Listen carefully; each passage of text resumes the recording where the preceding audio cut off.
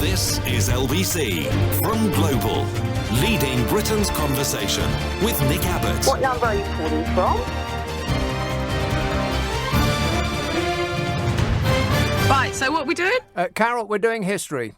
We're doing the Berlin Wall, 30 years old today. It came down. And US President Donald Trump is going to be receiving a special gift from Berlin. Did you hear about this? Berlin residents have actually clubbed together to give him a present. You're going to hate it, Donny.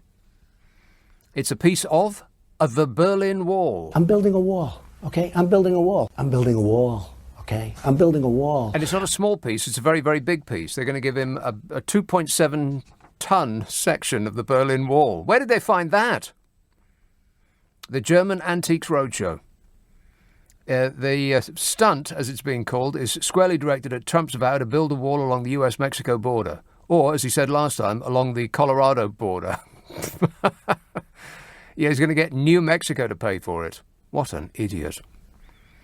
This is part of his zero-tolerance immigration policy, or rather his policy of appealing to the drooling yeehaws that populate those white power safe space rallies. I would build a great wall, and nobody builds walls better than me, believe me. Yeah, you're not going to build a wall, and Mexico isn't going to pay for it. Hey, Trumpists, are you tired of winning yet? Oh, shut up! He said, or the message painted on this concrete slab says, "We would like to give you one of the last pieces of the failed Berlin Wall to commemorate the United States' dedication to building a world without walls." People are trolling each other through the medium of concrete now. It's because the internet is full. The project's orchestrators are the Berlin-based pro-democracy non-profit Die Offene Gesellschaft. Isn't German a beautiful language? No. They said that they informed the White House about the project earlier this week, but have yet to hear whether the gift will be accepted. Well, I think we all know the answer to that.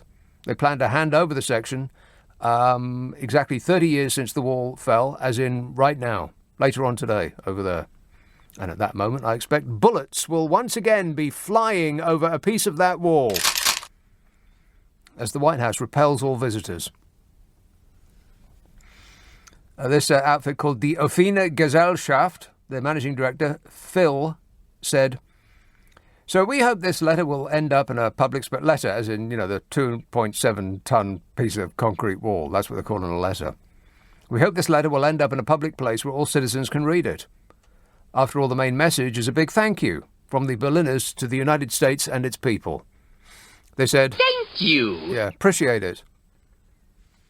That was back when they had Ronald Reagan.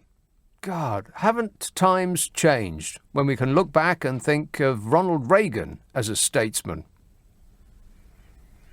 I mean, even George W. looks good compared to the current incumbent. Absolutely. The White House did not immediately respond to a query as to whether they will accept it. Yeah, well, I expect that the answer is no, because it doesn't reflect well on the Donny. Die Offene Gesellschaft acquired the object from a dealer in Berlin. He said, "Psst, want to score some wall?" He had a few pieces of the wall in his possession. In his coat.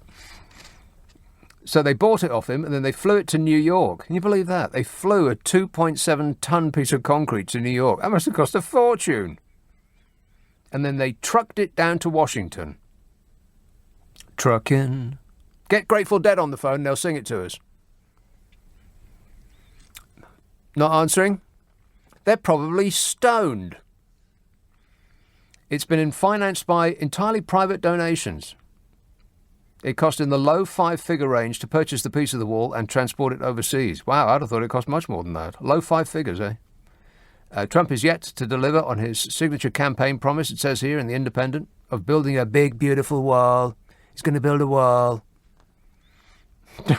Every time he says stuff like that, the drooling yeehaws at his safe space rallies just go, woo! Like it's actually going to happen. So far, his efforts at not building a wall have cost $10 billion. $10 billion. I make $400 million a year, so what difference does it make? Yeah, sure you do, Donny. And I think so far he's only replaced bits of fence with bits of wall that have been already easily breached by smugglers. A small 10-year-old girl climbed a section of his wall the other week. Did you read about that? People have been sawing through it. Every time you see a wall in front of you, take the advice of somebody who knows about walls. If there's a concrete wall in front of you, go through it, go over it, go around it, but get to the other side of that wall. Yeah. Thanks for the advice, Donnie. Will do. This says, which is your favourite Bowie Berlin era album? Well, it has to be Heroes. Which other album could it be? Rock and roll! By the way, we were talking about the Scorpions last night. I know this doesn't have much to do with anything at all, but we were talking about Rudolph and Michael Schenker out of the Scorpions. And this Rock and roll! is the sister of Michael Schenker. That is an actual fact and not something I just made up. Schenker's sister. Yeah, Heroes. Of course, the Berlin Wall appeared in that in that track, which is, I think, is the best produced single of all time. Not necessarily the best single, although it's right up there. But name me a single that is better produced than that one. There isn't one. They did a whole documentary on TV about just the production on that one single. It was riveting. Glenn in Tipton says, "You're always," and this is all in capital letters with about 10 exclamation marks, like he's shouting at me. He says, "You're spelt wrong." The first word is spelt wrong. Shall I continue? No. Oh, all right then. He says, "You're always Trump bashing. At least he speaks for the common man." There's another cultist. I swear there is just there's no end of stupid to some people, and I do mean that in the most positive and respectful way. You're an idiot, Glenn, but I suppose that's not the first time you've heard that. He speaks for the common man. How can you be that dumb, really? This says, will they deliver the wall by post, UPS or DHL? Yeah, they'll say, we left it, you weren't in, so we left it by the wall. And Noah tweets, I'm sure you would agree that this election campaign has been the smoothest and most professional in British history. Well, of course, there was an incident at a high school. Did you read about that? Boris Johnson, our DREA leader, went to a school. And some of the children there weren't let out while he was there. So I might come to that in a while as well. First of all, here's a suspiciously keen caller in Croydon. Hello, Maxine. Oh, hello, my lovely. Oh, my God, you're so loud. Oh, well, I know, because you always have a go at people. What? When they're in their car and they've got their radio on and they don't turn it down and you can't hear them. Yeah, now, I like look, driving I've got in to my tell you car. this. I've got to tell you this, my love, because you know I love to chat to you. Yeah. You're my most favourite, apart from Steve Allen. I love What? him as well. Well, that's Well, that is spreading the love around a bit thinly, Maxine. Yeah, but I love him. I love him. He's my most favourite, and you're my second most favourite, Second. my darling. All right, Now, well, I'll live with that. here we go. Now, oh my God, did you hear what he done this morning? No, I can't tell you. It don't matter. Right, now. Did I hear what... Here's Wait a where minute, it's wait a gone minute, wrong. wait a minute. Go Did on. I hear what Steve Allen did this morning? Yeah, you know he done the cat having a pill. Have you heard that? A cat having a pill. Have you... Look, Google it. Get your people. I will not... I don't have people, Maxine. You do have I don't. people, I do my not love. have people. You have people working with you, because I'll chat to them before I come on to you, my Steve Allen darling. has people. He has clouds of assistants buzzing around him like Yeah, flies. but he's a posh man, but don't worry, you can get up there with him. This is a one-man band. I do all of this myself. There is nobody who is responsible for this show but me. Look, you've got to listen to this. Right. A cat. Took a pill, then went out for the night. No, because I know you got a cat. You got a cat, ain't you? No, I do not have a cat. You did have a cat. I did have a cat, yeah. Yeah. What did you do to it? What did you do to that cat? I did nothing to that cat. I stroked it and gave it love. I talked to it every now and but again. where is it now? If it, it's in cat heaven, Maxine. Oh my God! No, you've got to listen to this.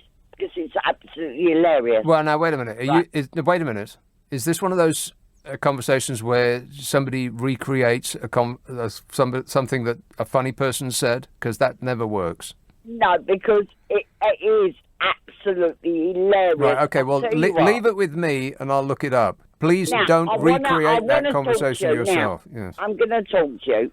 Right. Well, sounds like a threat. Are you threatening me now? No, of course I'm not. Right. When is the best time to put a Christmas tree up? At Christmas. By which I mean any month that's got the word December in it. What? It ends in BR? Yeah, it starts with D and ends in Sember. Right, so I'm trying to sell my house. Right? Right. Okay. Now, I've got people coming round. They love my house, but no one wants to buy it. Now, So, wait a minute. Wait. Back up. They love your house, but no one wants to buy it. No, so I'm thinking, should I put my Christmas decorations up early? No. Why? Definitely not. Why not? Because people don't want your Christmas decoration. When you dress a house, you have to give people the idea that is the lifestyle that they will aspire to. Yeah, but they're not buying me. They're buying my house. Well, maybe if you threw yourself in, Maxine, it might be more attractive to a purchaser. Now, or I've got something to say to you. Right, now, the people in Yorkshire that have got all these the floods and everything, terrible. I feel for them. Mm. I really do. Yeah. But here's where this is coming from me. Now... No, you're not going to say something controversial now, are you? You're not going to pin the blame on them. You're not going to say, well, of course, if they just used their common sense, they wouldn't have lived in Yorkshire in the first place. Look, I'm not going to say nothing like that. Right. Mr. Boris Johnson. Yeah. You know I like Boris. I like his hairstyle. Okay. Goes all over the place. Yeah, a bit like him. Right now, here, my love. Yesterday, he went down to see the people in Yorkshire. Yep, and I feel for them. I really feel for them. What, because of a visit by Boris Johnson? No, well, I mean, that's borderline offensive. He's our Prime Minister, Maxine. Can you give me a bit of a line? Come on, darling. I'm like a minute past a break. Yeah, well, don't worry about that. Yeah, get to the point, Maxine. Right, okay. Right. Boris was there yesterday. He had about a 2,000 pair of shoes on his feet.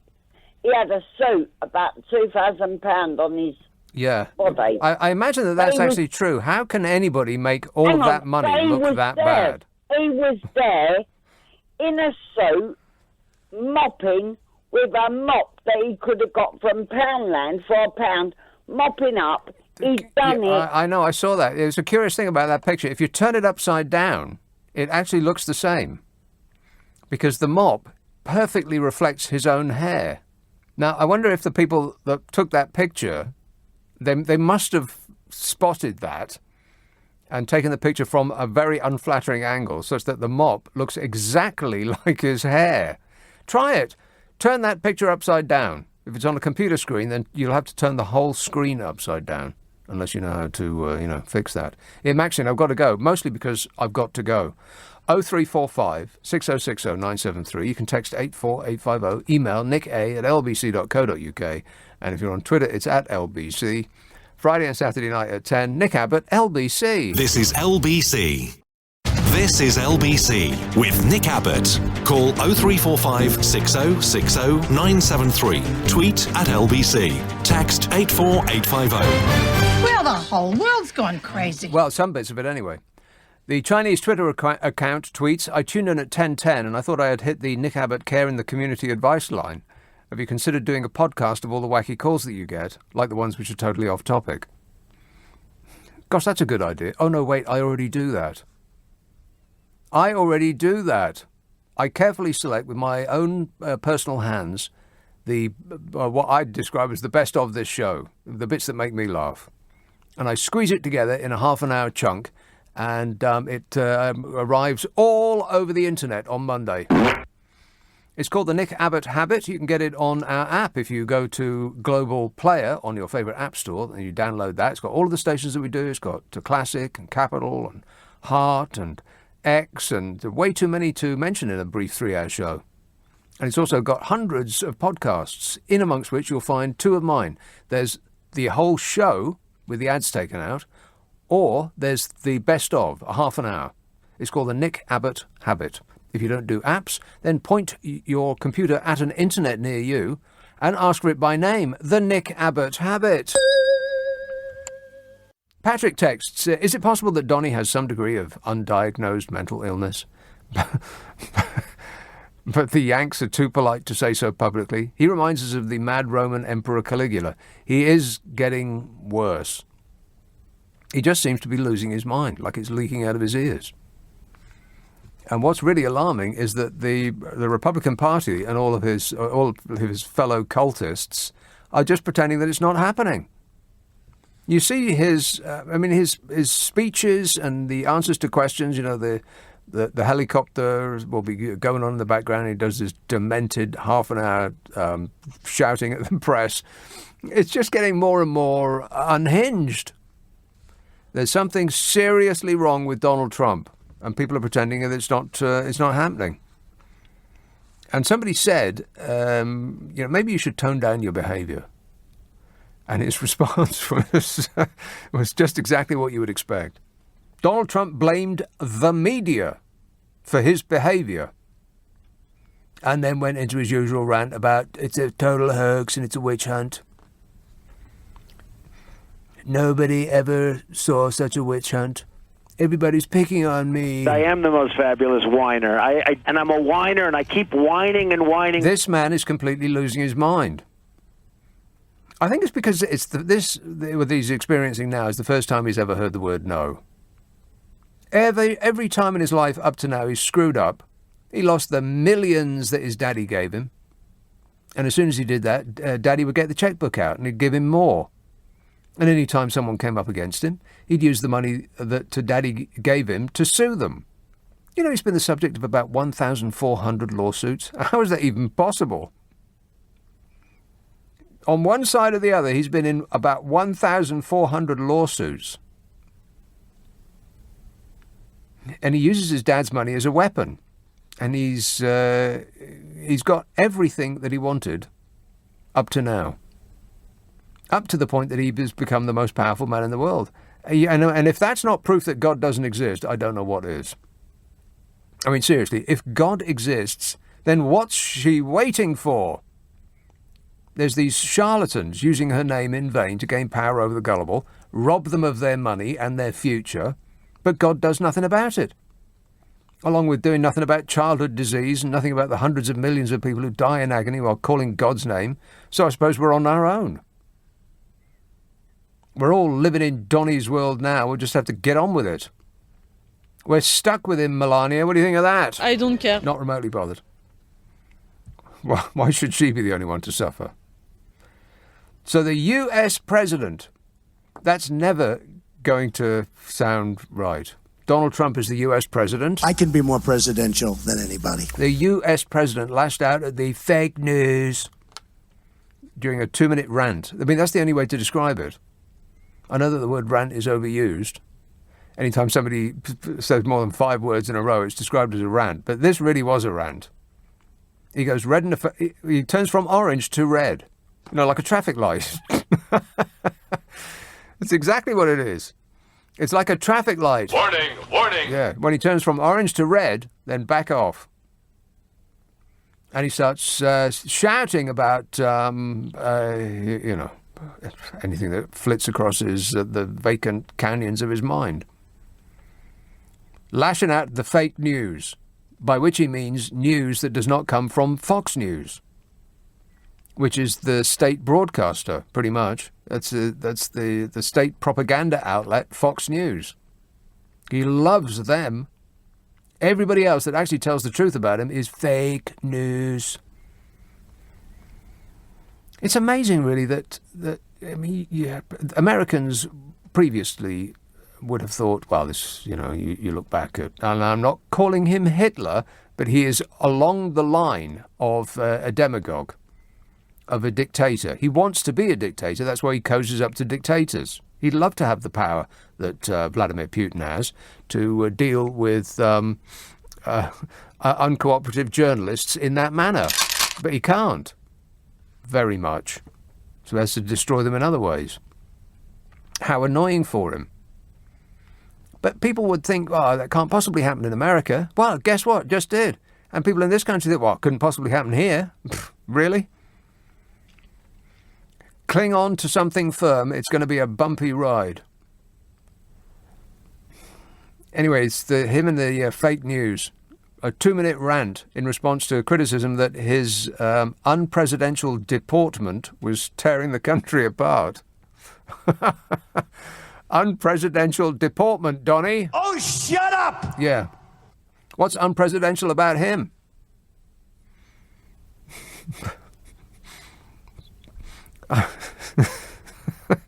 There's a man called you unpresidential. I'd like to punch him in the face. Yeah.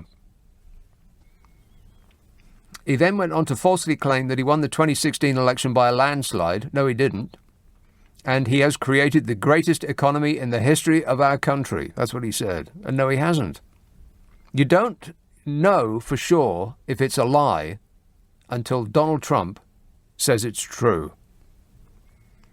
When he says, believe me, don't believe him. Believe me, believe me, believe me, believe me, believe me, believe me, believe me. Okay. So this all started when Trumple Thinskin was asked about a billionaire hedge fund manager called Leon Cooperman, who is an actual billionaire and not someone who played a billionaire on TV. I make $400 million a year, so what difference does it make? Yeah, sure you do, Donny. You know, if he was really rich, he'd publish his accounts and take out adverts in the papers and put posters by the roadside to show how rich he is. But he doesn't. So he isn't. I mean, he is the most boastful person on earth. Do you think that if he actually had money, he would want to show us the number? If he was a billionaire, we'd know that by now. But because he's keeping it secret, let's just assume that he isn't, that he's got actually nothing. He lost all of his daddy's money. All of those buildings with his name on, he doesn't actually own those. He rents them out because he's the guy that plays a rich person on TV. Anyway, this billionaire hedge fund manager called Leon Cooperman, he suggested that the president shouldn't stand for re-election in 2020 unless he was prepared to change his behaviour. He should stop acting like a baby. To which Trump said... So this reporter asked him if he was going to change his behaviour, and Trump replied, and I'm not making this up, well, no, you really shaped my behaviour, because from the day I came in here, I've had problems with that phony stuff, like a phony dossier that turned out to be false, like false investigations that I beat. A lot of my behaviour was shaped by the fake news and the other side. You believe that? A toddler is the leader of the free world. It weren't my fault. You made me do it, is his response. What is he? He's like 150 years old and he acts like a 3-year-old.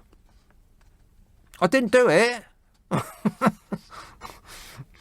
Trump said, so I think in the light of all the things going on, the fake news, all of the bad things that went on, it's called the swamp. You know what I did, a big favour. I caught the swamp. I caught them all. Nobody else could have done this but me. I caught all of this corruption that was going on. Does it make sense yet? No.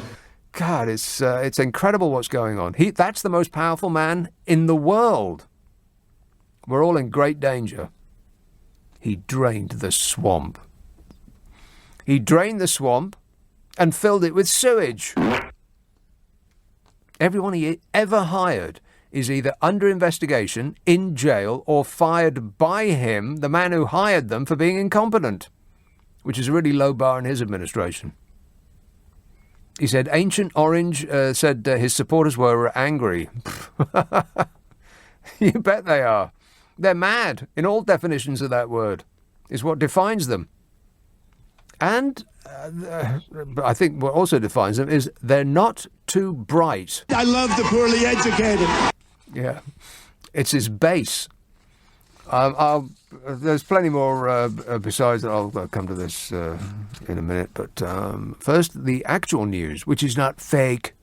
Nothing fake. about it. 0345 6060 973. You can text 84850. Email nicka@lbc.co.uk. And if you're on Twitter, it's @LBC.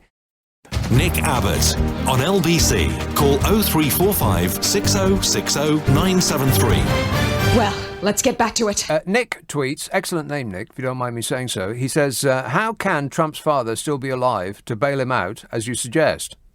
I didn't suggest any such thing. Surely he can't be alive as Trump is in his 70s, just a thought. No, his dad's dead.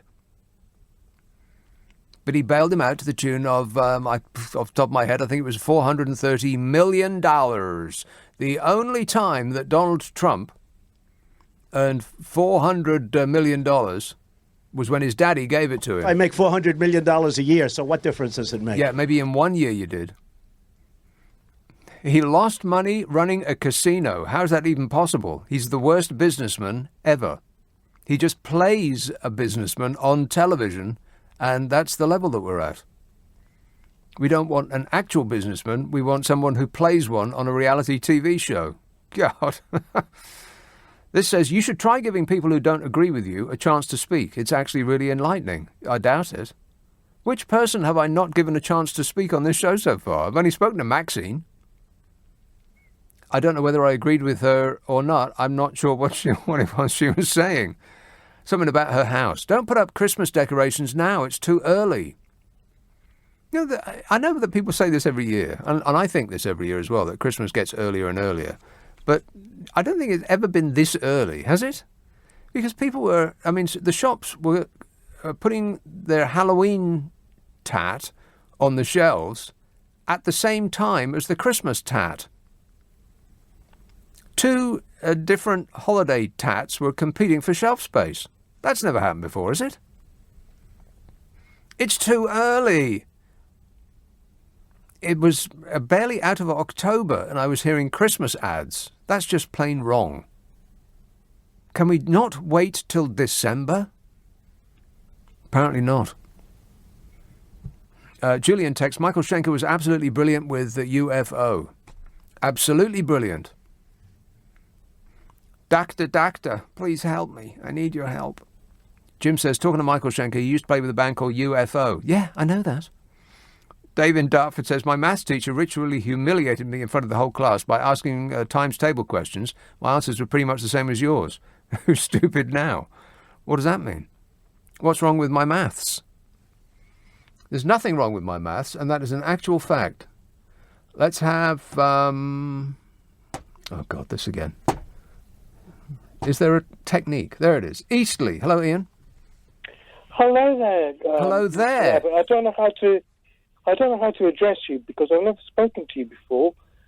So I'm a new listener, you see. So a new listener, right? Yeah. Fresh and shiny. Well, kind of. I don't know how to address you as well, you could Mr. Abbott or Nick, basically. So yeah. I don't know how you like to be addressed. Right. Well, okay. Well, there's the pleasantries out of the way. How can I help you? Right. I'm a person who suffers with a visual impairment. Mm-hmm. I've had this since I was about 21 months old. I'm partially spastic one side, my right. What is this? My question is, Nick, what is this new Prime Minister going to do for people like us, i.e. people with learning difficulties? What is the Prime Minister going to do for you? Yeah, because he hasn't said anything. He said what he'd do for the NHS. Yeah. He would say what he would do for other people. But the people that are most important to me and to various other people, are you, Nick, is me. I hope you don't mind me calling you Nick. I hope. Yeah, I really hope you don't mind me let's move beyond what you're going to call me, Ian. The most important person to you is you. Well, that's common to everyone. What's he going to do for you personally? I've got no idea, Ian. Why ask me that? How would I know? Because I just thought, because I've heard you on, and I've heard you repeating. Beg my pardon. I've heard you ranting. That's better. About these various other things and what is he going to do for you? Yeah, I don't know, Ian. Let me say it again. I don't know. Why would I know? I don't know, Nick. No, okay. Well, then we're both at a loss. But I do wish you all the best. Noah says Christmas starts on the 1st of September. I think it pretty much does. Jesus' birthday is for the entire period of September, October, November and December. If the Queen gets 2 birthdays, then Jesus, a much more significant figure, should get at least 3-4 months. Keith says, have you got tickets for Uncle Nigel's Brexit Party tour? Quite a tour filling phone boxes and boxing clubs all over the UK. No. The Brexit Party's having a party? Where's my invite, Nige? And Sue emails, people of the north affected by severe flooding. Affected, perhaps. Affected. Well, both. As a result of people of the north affected by severe flooding as a result of climate change. Yet Boris Johnson says this is not an emergency. If this happened in London, I imagine it'd be all over the media and declared an emergency within seconds. Why do we treat the north so badly, says Sue. Well, I think that the flooding was all over the news. Was and is. Top of the news it is. Mind you, if it did happen in London, then particularly in some of the more salubrious postcodes, like Westminster, for instance, or Kensington and Knightsbridge, then I imagine the army would have been brought out almost instantaneously. We'd have been helicoptering piles of money to the distressed residents, wherever they may be, probably the Bahamas. And Frank in Egremont says, every time you mention Trump, it always conjures up the banjo soundtrack from the movie Deliverance. I think the exact same thing every time I see one of those demented safe space rallies that he runs to whenever he's, he gets poked by the evil Democrats. Somebody says something nasty that Donnie doesn't like, and he has to run away and get stroked like a cat. Surround himself by drooling yeehaws who will cheer and whoop and holler. Like he's in like a white power rally. They are frightening, as in scary. There's so many of them. Filling halls just to hear him ramble on for hour after hour, doing the same old thing like he's doing a pantomime. Lock her up, build a wall. And Bell says, you are normally right about all things music. However, I have to disagree with you. Thriller, by the king of pop we no longer talk about, who's that? Is the best produced song ever. No, it isn't.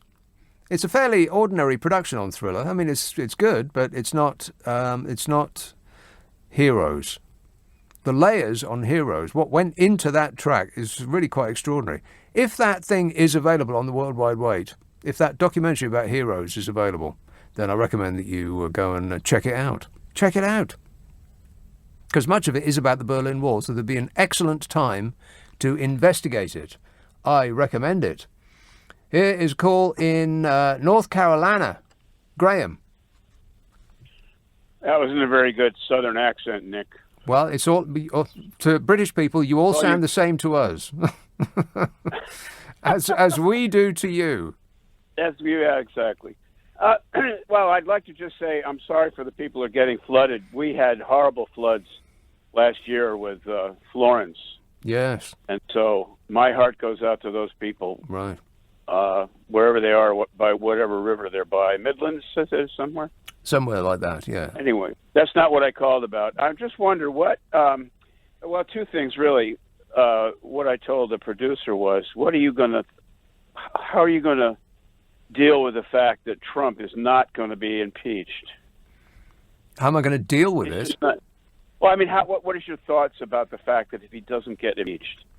I think that would, for me personally, probably be great because it's just so much material. So much material, right? Exactly. Yeah, right.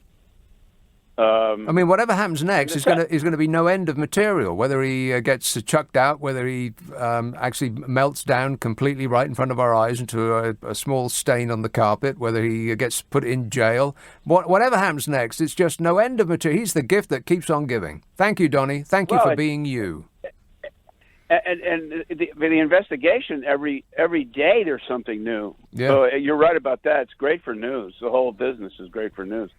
That's part of the problem with him, is that he is so great for news. That's the reason why he's the president, is that the news media couldn't take their eyes off him because he's great ratings. But if somebody's having if somebody is having what looks like a mental breakdown right in front of your face, you can't take your eyes off it, right? You drive past a car crash and you can't help but look. That's what he is to the news media. They can't look away. But you're part of that, Nick, because LBC and pretty much you. I occasionally listen to other presenters, but you just love Trump in a certain way. Absolutely. And the thing is, in this country, I would venture to say that nobody knows what Brexit is, and no presenters on any radio stations talk about the UK. Right. Well, we're completely unimportant to Americans. Americans don't think beyond their own borders. Well, some people do, but no, I don't think they do. I mean, tell me anything that's happened. Tell me anything that's happened in Europe over the past year. One single thing, but you can't. Even people on the Upper East Side don't even know anything about it, or San Francisco. America is such a vast place. It's 3,000 miles, side to side and top to bottom. So they don't think beyond their own borders, because it's like a whole world in and of itself. Well, you drove it, in 78 you drove that? Almost all of it, yeah. Right, yeah. Most of the people I met, I'd seen more of America than they did. I'd venture to say that. Yeah, but you don't like it, and you say I love it. I do. I love America. But don't you like Disney? Don't you like Disneyland and Disney World and Orlando? And you don't. But you don't like the farmers. You don't like the inside. You don't like the flyover country.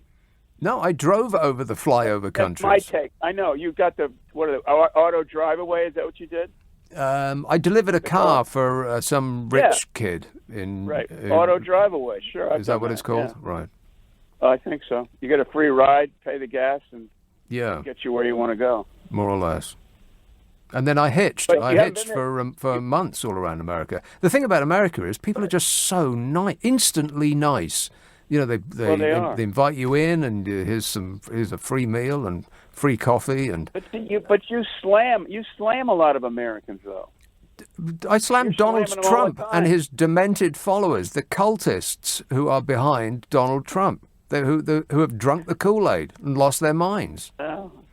I feel sad for them, really, because the reason that they're behind him is because he gave them hope. He lied to them that he was, all for them and he was going to work for them. And he embodies everything that they would ordinarily hate.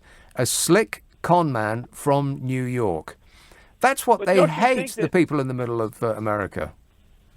But what about the market that's just hit a record, even though it went up 12 points on Friday? And went to a record, and the market, the low unemployment. And how does that affect ordinary people? Not at all. Well, I don't. Well, I think ordinary. I guess. The wealth gap in America is as big as it has ever been. It's huge. It's huge. Yes, it is. The stock market improves the wealth of the already wealthy in just the same way as it does in this country. I mean, the usual response I'll get to that is, oh, well, what about the pensions? But the pension funds are only in the stock market are about between 3% and 6%. The rest of it are the richest families in the world. They own it all.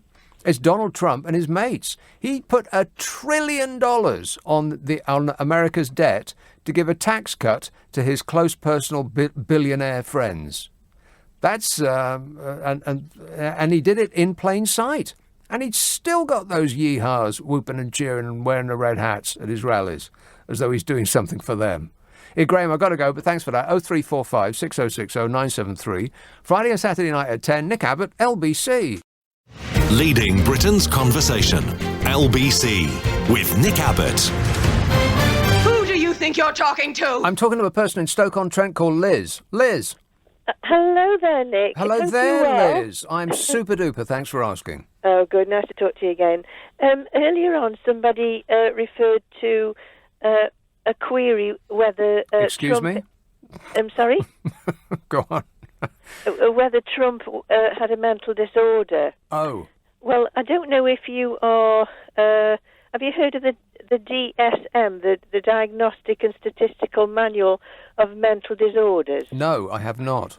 It sounds like a great read. Well, it is the practice manual referred to by expert practitioners in psychology, psychiatry, etc. Right. And it's in the 4th edition. So what I'm going to quote to you now, I don't think there's been another edition. So it's, now, when you say quote to me, what length of passage are we talking about? I'm only just going to read a little bit. Well, what does that mean?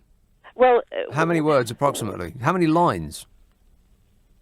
Can you sing it to us? But it's important to note that if anybody's listening, that's a professional, the one I'm reading from is the text revision 2000. Right, it's not really important at all. But how many words are we talking about here, Liz? About 20. 20 words. Okay, go ahead. Yeah. So, describes salient features of the narcissistic personality disorder. Narcissistic personality. I knew you were going to say that. The narcissistic personality disorder. That's what you got, Donnie. Oh, shut up! As a pervasive pattern of grandiosity, need for admiration, lack of empathy, and begins in early childhood. Yeah. I can be more presidential than anybody. That sounds like him. And presents in a variety of contexts. Now, it goes on, which I'm not going to, but it says if 5 or more of the following fit, then that is the diagnostic criteria for 301.81. Yeah, which means... and he's got all 9 of them. A rubber room. Warning, warning. Yeah, we're all in great danger. Okay, what are the 9? He's...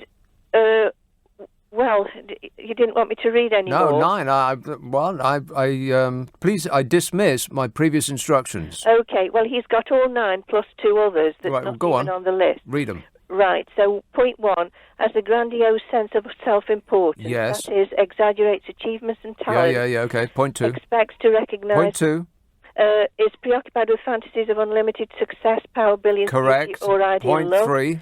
Point 3, believes that he or she is special and unique and can only be understood by or should associate with other special or high-status people. Absolutely. Trust me, Yep. I'm like a Point smart 4, person. Yeah. Point 4 requires excessive admiration. Point 5... Wait a minute. It requires excessive admiration. You are going to love President Trump. Yes. Exactly. Point 5 has a sense of entitlement, that is, unreasonable expectations of especially favourable treatment or automatic compliance with his or her expectations. Right, I haven't got a clip for that, but go on. Point 6 is interpersonally exploitative, that is, takes advantage of others to achieve his or her own ends. Yeah, what do you think of that, Melania? I don't care. Yeah, she's beyond caring at this point. Point 7 lacks empathy, is unwilling to recognise or identify with the feelings and needs of others. Mm-hmm. Point 8 as in... I will be so great to women. I cherish women. I will be so great to women, he said. Yeah. Mm-hmm. Point 8 is often envious of others or believes that others are envious of him or her. Right. And point 9, point 9 shows arrogant, haughty behaviours and attitudes. Yeah. Well, I think we've nailed him. Guilty on all counts. And 2 others. Oh, well, this isn't in the book. This comes from me. That that we all know. Bonus points. Go ahead. Misogynistic. Yes. And certain sexual preferences. I cherish women. Yeah. What an awful, awful person. He is the most powerful person in the world. It's frightening, isn't it? It's incredible.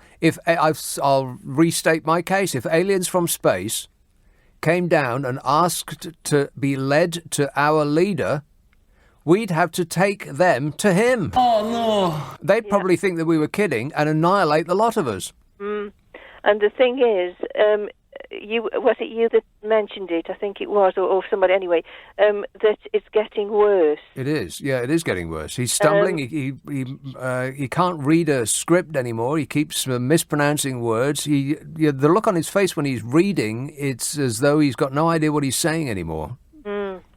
Yeah, so he's never going to get better. Oh, he's not going to get better. No. No, I think we're beyond that. No, he ain't going to get better. He's just going to get worse. Please, people of America, you've got to do the right thing next time around. Whoever is the opposition, it doesn't matter who they are. If it was a mop even without a stick, just vote for it, not him. Please, we're begging you. All right, thanks a lot, Liz. That's excellent research, by the way. 0345 6060 973. Carol in Norfolk says, I went into Aldi on Tuesday and they have hot cross buns for sale. Happy Easter. Well, I think that's acceptable, isn't it? I mean, hot cross buns are just a year-round treat. So yummy. They don't necessarily mean Easter. It's got nothing to do with Easter. And if it did, it's a bit inappropriate, don't you think? The cross and all. I mean, why would you want to be reminded about that? Hot cross buns are okay, because that doesn't specifically say Happy Easter, just the same as chocolate bunnies. They don't scream Easter at me, but tinsel and crackers, that's Christmas, that is. And it's crackers that they put them up on the shelves in September. That is just nuts. It's not time. And neither, by the way, and I'll underline this and write it in red, either is it time to play Christmas carols in shops. That is just wrong. Don't do it. I've heard that already. Jingle bells, jingle bells. Not in November. Give us a break. You're peaking too early. Jill says, why was Jeremy Corbyn not at the Albert Hall Remembrance service tonight? His contempt and... We can't do stuff like that. This is the Purdah period. I don't know. What are you asking me for? Kay emails to Steve.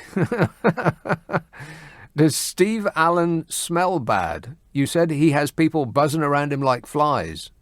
Yeah, well, if he had flies buzzing around him, then that might make sense.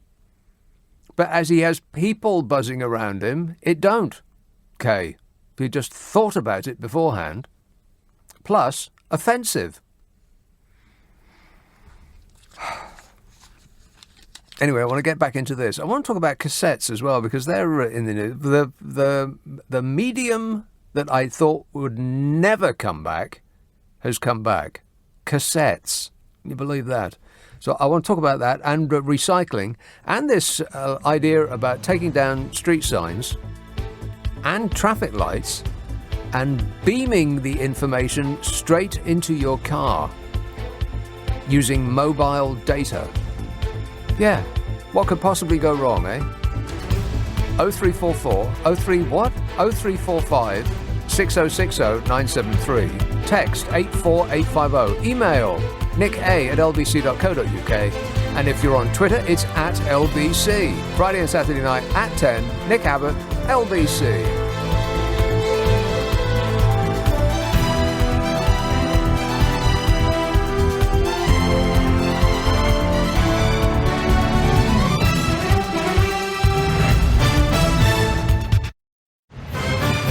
This is LBC from Global, leading Britain's conversation with Nick Abbot. Okie dokie.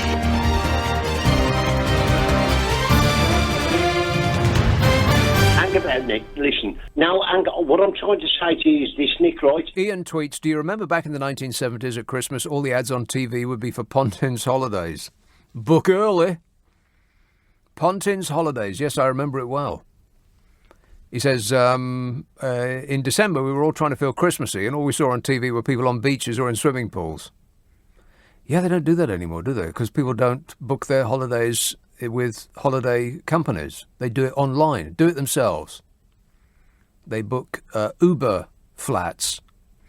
And then when they arrive with all of their luggage, they find that such Uber flats don't exist.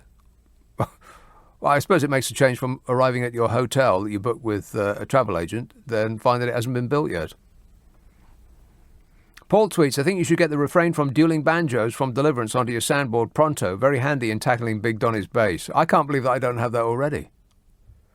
I have been remiss. I'm not very good at my job. Ding-a-ling-ling-ling. I'll have it by next week. Or you'll know the reason why. Lewisham. Hello, Hannah.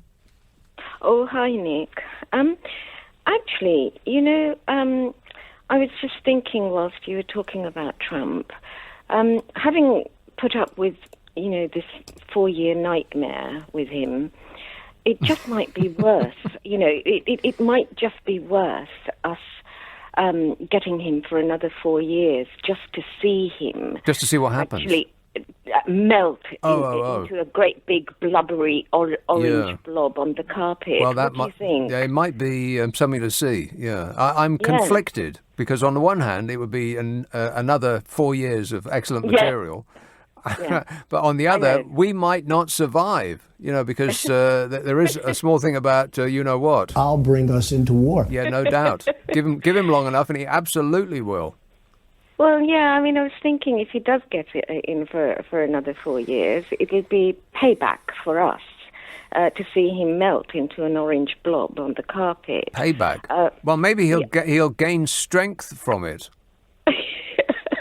Cut me down, and I will become more powerful than you could ever imagine.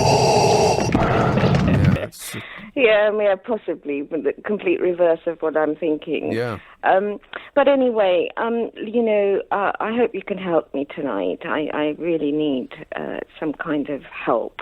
Oh. I'm feeling very depressed. About? I feel like I feel like I'm living in a Kafkian nightmare, Well, the reason for that, Hannah, is that you are living in a Kafkaesque nightmare. Yeah, and, we landed up with Trump, and that's bad enough. Then we get this blooming Johnson. Yeah, well, don't say anything, but the reason why I haven't really done politics much over the last couple of days is because we can't. No, okay, no, I'm not. Excruciating rules that you have to be utterly, totally, and completely balanced at all times. Yeah, for a month we've got to do this for. Yeah, I feel sorry for you, but I can't. I'm not going to be specific about anything. But now we've got Johnson. The blooming Brexit nightmare continues, and Berco's retired. I'm completely depressed. And to top it all, you know what? The fella, I'm sure he's a nice chap, but the chap who replaced John Bercow is a little bit dull. Boring. Yeah, I know. There ain't no fireworks there. Boring. I got somewhat addicted, not completely. Yeah, I know what you mean. Yeah, he has a felicity with the language, did John Bercow. Yeah. He was a character. Yeah. He has a character. Mm-hmm. And but to be clear, the new chap has character. It's just really boring character. That's all. I can predict we're going to be sleeping if we ever turn on the Parliament channel. But to top it all, every single Democrat candidate is an octogenarian with one foot in the grave, for Christ's sake. Sanders... that's not true. What about Elizabeth Warren and Pete Buttigieg? No, she's at least 70. Is put she? against all the men, okay, she does look as if she has maybe half a foot in the grave. But in fact, she is also over 65, 70, something like that. Well, is that necessarily a bad thing? You could say that they lived a life and they've got a lot of experience. Come on, Nick. I come from the era of Kennedy and all that, lot. But does a young person necessarily mean a better leader? I don't think so. Well, it does, because Sanders has already had a heart attack. Biden, too, is ancient of days. Yeah. And we've talked about Warren also being quite old as well. And now we've got this... Is it Bloomberg? Yeah, Bloomberg. He's the oldest of the lot of them. He's even more ancient than all the rest of them. Yeah, but the difference between Bloomberg and Donald Trump is that Bloomberg is an actual billionaire, whereas Donald Trump only plays one on TV. Doesn't actually have the money, just kids on that he does.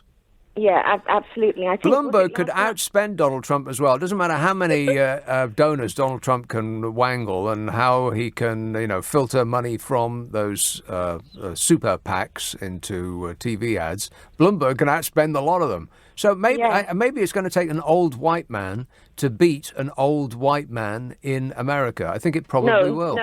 No, old orange man. Right. Yeah, that's true. Yeah. Forgot about that. I don't. I mean, okay, yes, I do believe in the fact that experience comes with age, but not necessarily intelligence or open-mindedness. That does not necessarily come with age. I think you're more open-minded actually when you're younger. I think the experience of the human race closes people's minds because you just meet people all the time. Yeah, and you get, I don't know you about get you, peed Hannah. off. Yeah, exactly. Yes. Yeah. I've met people, and I'm not that keen. Oh, but yeah, I mean. But it is absolutely horrendous. I mean, they haven't got one single candidate that they can come up with. Even Hillary Clinton. Yeah, I think her time's gone. Not no, I mean... the person that could actually make a difference, and it's odd that it just goes in dynasties in America, but it's Michelle Obama. I think... even better, better than her would be... That would be my dream come Well, no, true. I can better that. I love her. I can better Michelle Obama. Really? Yeah, I see your Michelle. That is not possible. Listen to me. I see your Michelle Obama, and I raise you Oprah. Now that's not funny. Oprah Winfrey could win it in a runaway. I bet you she could. Oh, she could. She'd do it in a flash. Yeah. Plus, she's got the money to outspend anybody. Yeah. Even more than Bloomberg, presumably. Well, I don't know. It would be like a fight to the death. Probably equal. I would say so. Yeah, but Oprah Winfrey much more loved than any other potential candidate. I have to say, you've been absolutely blooming useless. I needed some, cheering up. Okay. Well, another unsatisfied customer. Thanks a lot, Hannah. 0345 6060 973. Oh, and by the way, stop whining. Simon in Windsor says, you were talking about the best produced record. I nominate any Spice Girls song as making any of them sound like they can sing would be a feat of production. Well, that is true. A really, really, really good one, a Zig-a-Zig-ah. What does that mean? David in Tennington says, do you think Jesus' parents gave him 2 sets of presents as his birthday fell on Christmas Day? It seems a bit unfair if they didn't. Well, that's a good point. Let me look into that one, David. And another David, presumably, says, having lived in the American Midwest for many years, these people are the backbone of America. They voted Trump because he speaks up for old-fashioned, true conservative American values. Right. Sure he does. True conservative American values. Well, the guy who is a self-admitted serial attacker of women, who's been married multiple times, who ran a charity that he conned out of money to buy a portrait of himself. He just admitted that, paid a fine. He started a university that was also a racket. He admitted that, paid a bigger fine. Conservative American values. Conservative American values, it's just it's just so phony. Like that, all those religionists, they've got a rifle in one hand and a Bible in the other. I mean, that woman that he's just brought on board, the prosperity doctrine, or whatever it is they call that. I mean, come on. Write me a check and I'll pray to Jesus for you? That's conservative American values? What incredible hypocrites. Anyway, it continues. The new Democrats don't stand a chance here and never will, says David. Yeah, well, if you vote for Donald Trump expecting him to do you right, or do right by you, the poor, honest workers of middle America, then you deserve everything you get. But first time, shame on Donald Trump. If you vote for him again, shame on you. 0345 6060 973, text 84850, email nick@lbc.co.uk, and if you're on Twitter, it's @LBC. Friday and Saturday night at 10, Nick Abbot, LBC. This is LBC. This is LBC with Nick Abbot. Are you trying to tell me that this is your act? Sadly, yes. Dustin tweets, never too early for Christmas. The Australians start Christmas in the middle of summer. Well, that is true. It's all upside down there. And Matt tweets, look at the mess young leaders have caused us. Time to put the elders in charge again. Young leaders? Like who?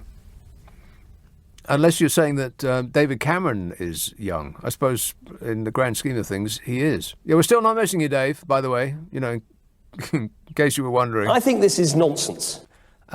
Dino says, I bought a Jehovah's Witness Advent calendar. You knock on the door, it tells you to go away. Scunthorpe, hello, Tim. Hey, Nick, how you doing? Good, thanks. Oh, cool. Listen, mate, that crack you said about the aliens landing and thinking it's a joke and I thought that was wicked, man. That was pure class. They will annihilate the entire planet. I know, mate. I've just stopped laughing. Don't get me going again. That was brilliant, mate. The other thing, though, is the same vein. On the point where you're saying, like you said, about the amount of people that are either in jail or whatever, and the amount of people who take up appointments and then are sacked straight away, all this involvement with Russia, don't you think something... I think there's already been an incursion, mate. I think it's his actual makeup team. When you think about it, this man is actually in the world state, isn't he? He's front of house, isn't he? He's globally. Yet you see when he walks up the staircase onto an aircraft, every time he gets to the top step, it's been recorded several times, they don't show it, a gust of wind comes along and blows the entire front of his back of his ear right over to the front. Now, if you was a makeup person for the President of the United States, that wouldn't happen, would it? And it's like when you see him when he suddenly become all orange again. But he's got white eyes, hasn't he? Yeah, white eyes. That's really bizarre. It's like he wears. It's like he does a sunbed, but he wears those tiny little goggles. Oh, I thought he was panda a panda eyes. with hepatitis. I thought he was a panda with hepatitis. It looks ridiculous. It just really. And like I'm thinking is, has he not thought that probably his makeup team are actually Russian? Why ain't he sacked them yet? Something going on, mate. Seriously though, the point I wanted to bring in really was this thing about him withdrawing his forces from the Turkish border rate. I don't really know what's going on there, but the influence and the way he's pulled out of the troops, his own troops, away from that border, and the influence now that there's a vacuum with the Soviets now taking control and stuff. I'm just worried, mate, that when we get into the domain of European armies, mate, whether some of these what's the mandate's going to be for operations for Europe? You know, they're going to be filling the vacuums, and I don't know. I just see it all going really, really to squat. To be honest with you, Okay. Remember ex-forces, All right, mate. I just think it's dodgy. Okay, all right. Thanks a lot, Tim. Fingers crossed. It might never. Oh no, that's right. It already has. I bet Vladimir Putin wakes up laughing.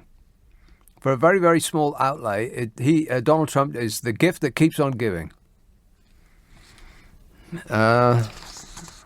And he keeps going on and on and on about this impeachment inquiry and the bad press that he's getting, and everybody's picking on me.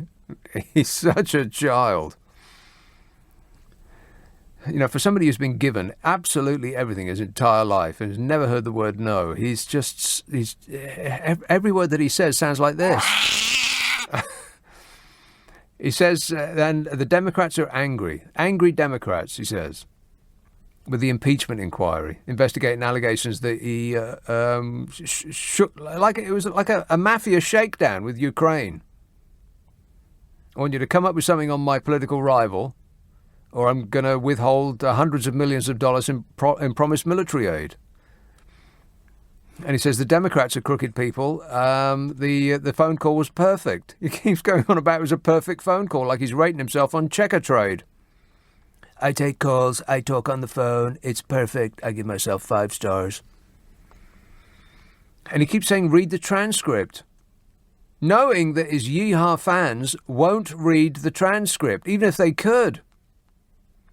They'll just trust the tangerine scream because they joined a cult and they've drunk the Kool-Aid. None of them is going to read the transcript, but because he says that, they think, oh, well, there must be nothing wrong with the transcript. It's there in black and white. He did it. He's guilty. It's undeniable. There's just no way around it. And his fans in the Republican Party went from he didn't do it to, oh, okay, he did it, but it's not a crime. It's priceless. The party of law and order and God and the Bible of moral superiority are now down to saying that, so what if he's guilty? Committing crimes isn't a crime. That's where they're at now. And that's the reliable man that we are crawling. You see, this is the problem, is that we have put our future in his basket, in his sticky, weirdly small-fingered hands. Crawling across the carpet we are, Great Britain, to beg Donald Trump for a huge and tremendous trade deal after we leave the European Union. You know, when we get our democracy back, we're going to give it to him, that strange man. I mean, what's he going to try and extract from, well, not try, demand. What's he going to demand from us when it gets to it?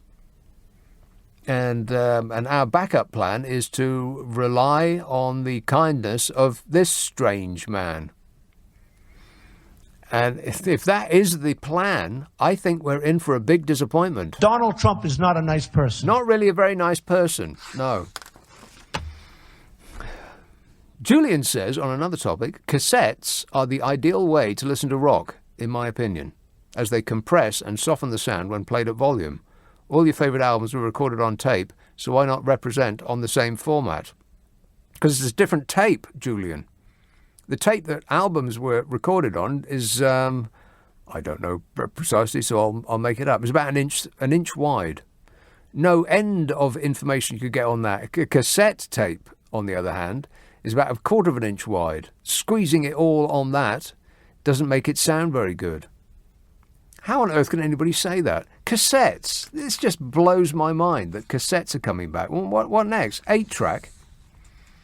Cassette tapes, which seemed doomed less than a decade ago, says this story, will once again be high on Christmas wish lists as artists such as Coldplay and Robbie Williams release new music on that format.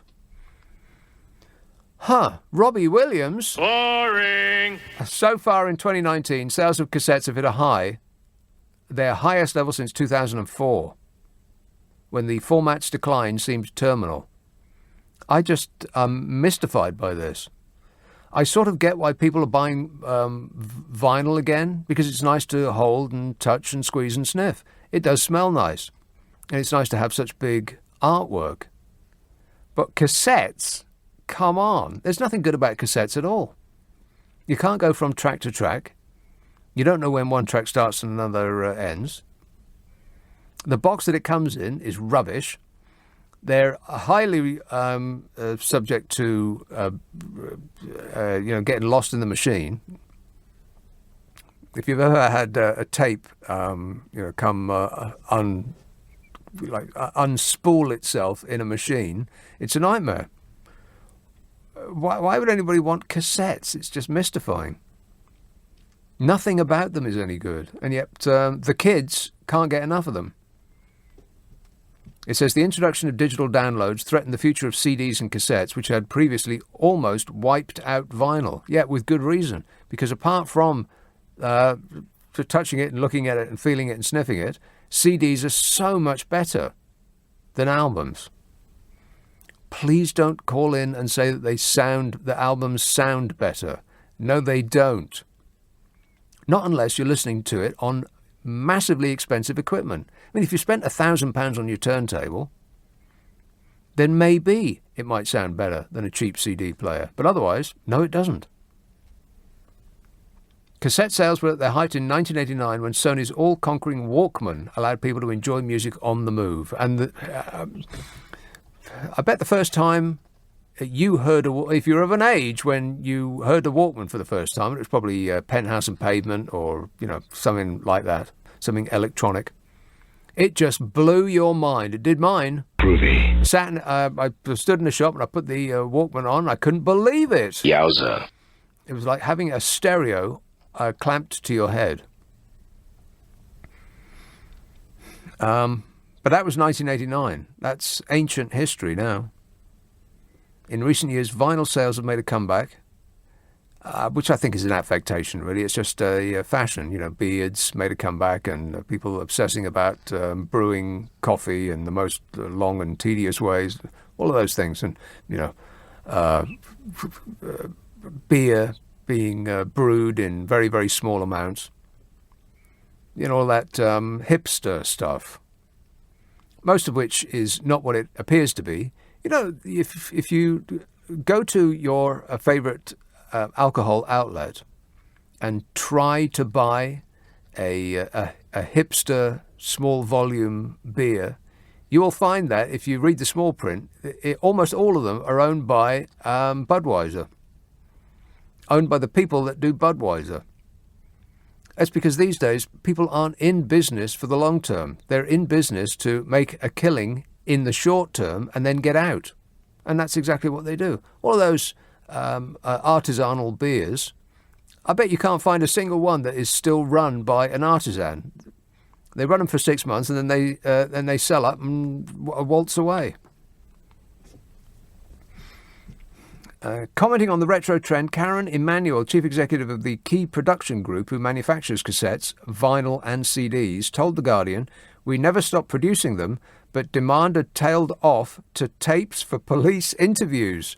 Those are the only people that used cassettes. The police for doing their interviews. It weren't me, mister, I ain't done nothing. They said it's difficult to say exactly how many tapes will be sold this year, but I think it's going to be more than 100,000. 100,000! Why? They said cassettes are not only being released by big artists, but also small artists too. Well, how small? What, 3 feet? Are they that small? I don't get it. But there's presses that I do get anymore. Nothing makes sense anymore, have you noticed? Richie in Sutton says, will your new podcast be available on cassette? No, only on Wave or MP3 or whatever it is. All digital, baby. I am fully up to date. Hip and with it. Paul tweets, making a mixtape for someone was such a lovely way to give the gift of music to someone that you cared for. Somebody that you'd had a court order insisting that you don't approach. He says, messaging a playlist on Spotify just doesn't have the same impact. Well, that is true. But you can mix a CD. That would be the same as a mixtape. Do a mix CD, Paul. Or just leave them alone. They've asked you once. And Simon says, Heroes is excellent, but surely if the question is best production values, then the answer must be anything that Jeff Lynne has had his paws on. And yes, I'm including the Travelling Wilburys in that. No, Simon. The problem with Jeff Lynne, I like a lot of his stuff, but the problem with Jeff Lynne is that it doesn't matter who he's producing, it all sounds like a Jeff Lynne record. He did the last Joe Walsh album, which was very disappointing to me because it didn't sound like Joe Walsh. It sounded like Jeff Lynne. It was Electric Light Orchestra with Joe Walsh on vocals, which is like the worst of all possible worlds.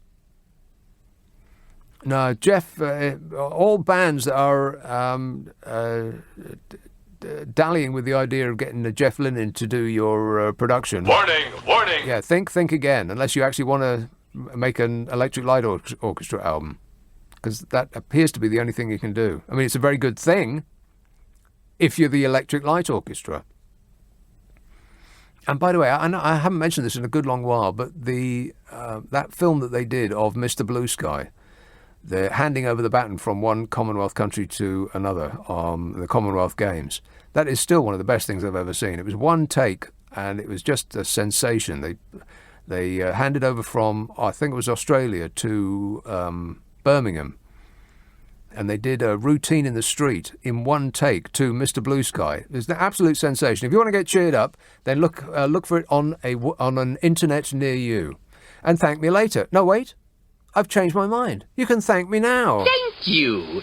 0345 6060 973. You can text 84850. Email nick@lbc.co.uk. And if you're on Twitter, it's @LBC. Friday and Saturday night at 10, Nick Abbot, LBC. Leading Britain's conversation. LBC with Nick Abbott. Thank you for holding. Your call is important to us. Yes, I really mean that, Doug. Your call is important to me. You're in Wandsworth, but you know that. Yes, I do. Yes, Doug. Nick, well, I'm in a bit of a discrepancy here, or a bit of a sort of... a quandary. One or the other. Yeah. A quandary, that's the word I'm after, quandary.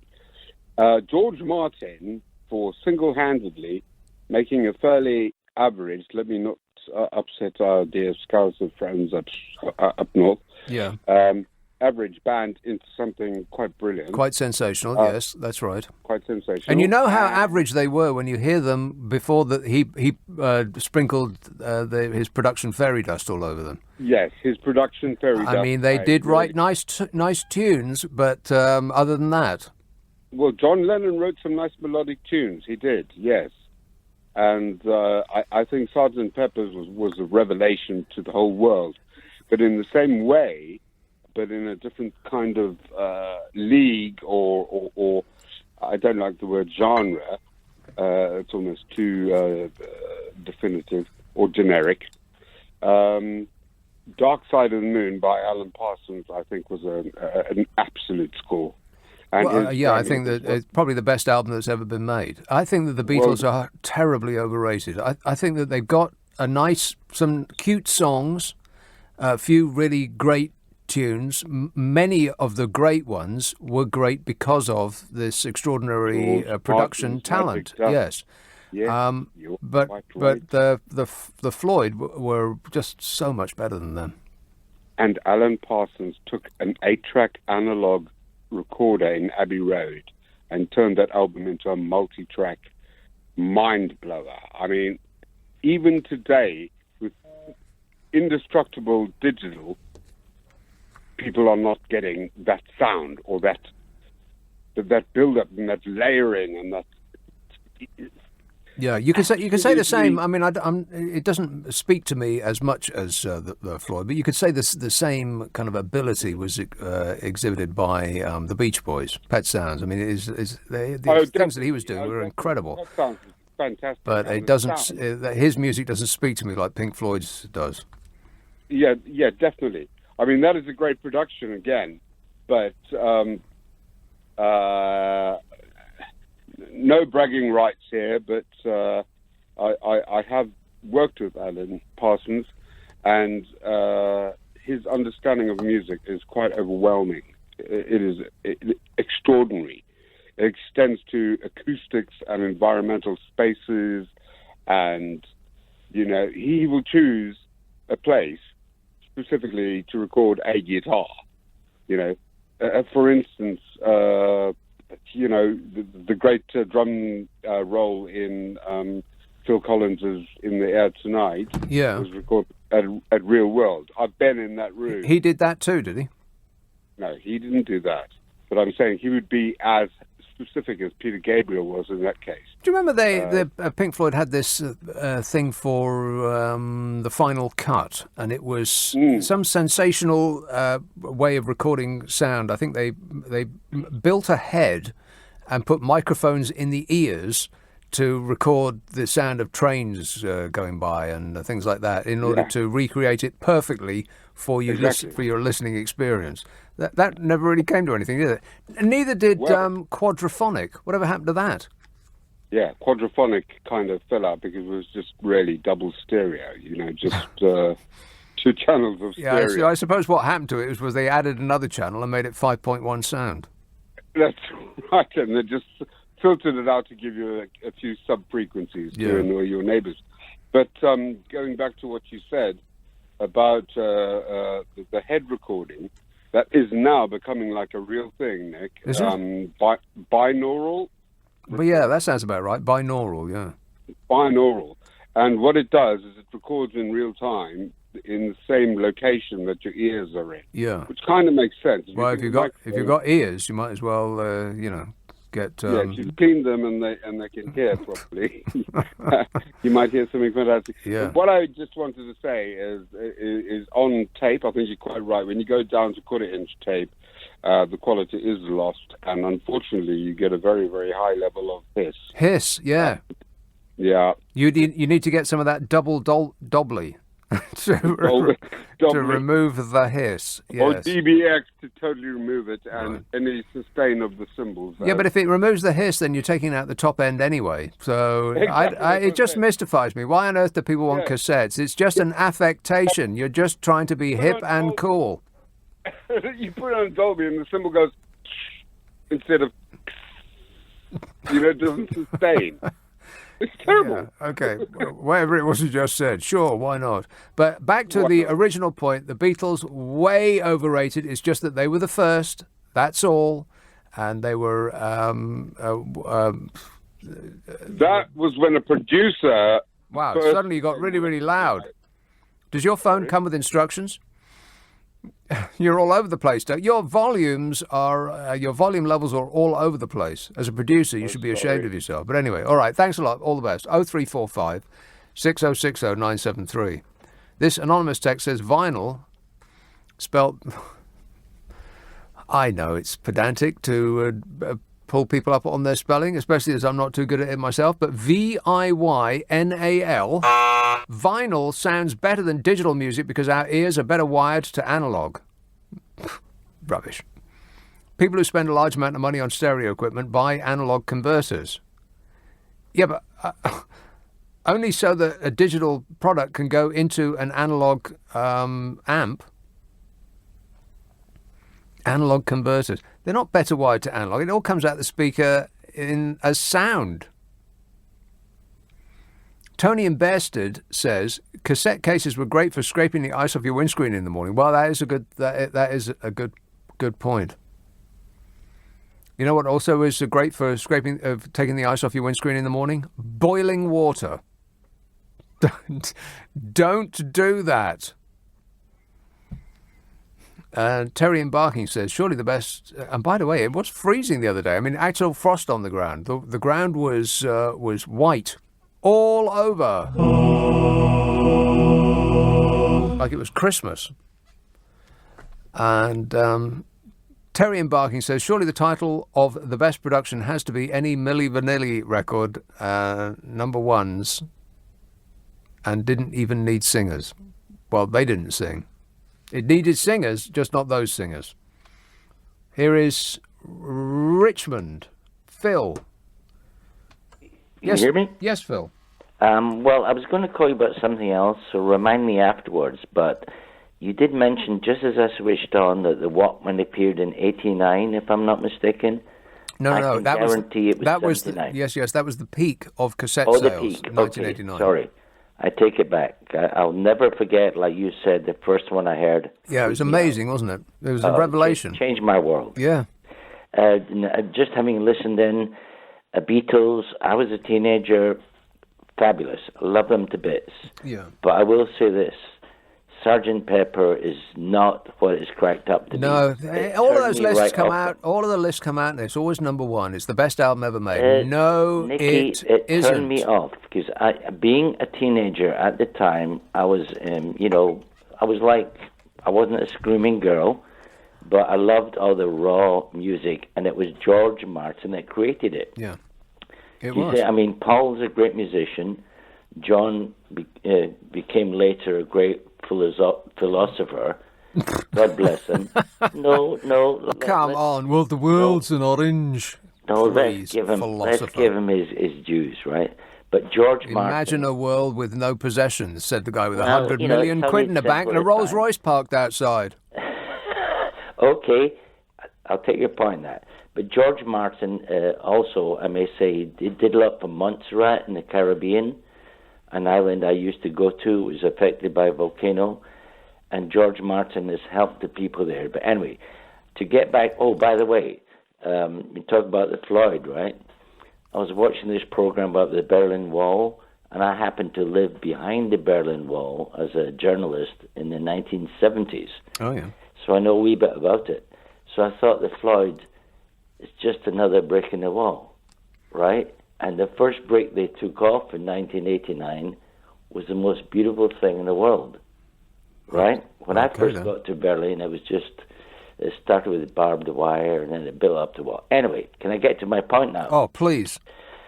I was watching this. Like I'm holding you back. Sorry, I know you're not a big sports fan, but I was watching this football match tonight, the ladies, women, we're supposed to call them. Right. England, Germany. And we lost again. You lost. You lost. Oh, yeah, we lost. That's right. Yeah, you didn't lose. We lost. No, but Nicky, I want to tell you something important, right? As a European, I was a bit offended that we played the last post. They had the national anthems, fair dues, and then they played the last post, with the poppy and the players lining up. Right. As a European, I was a bit offended because when we recognize Remembrance Day, at which I'll be tomorrow morning, we tend to have Remembrance Day for the Brits, like me and you. And these German girls are lining up, and they lost millions of their own mums and dads. Right.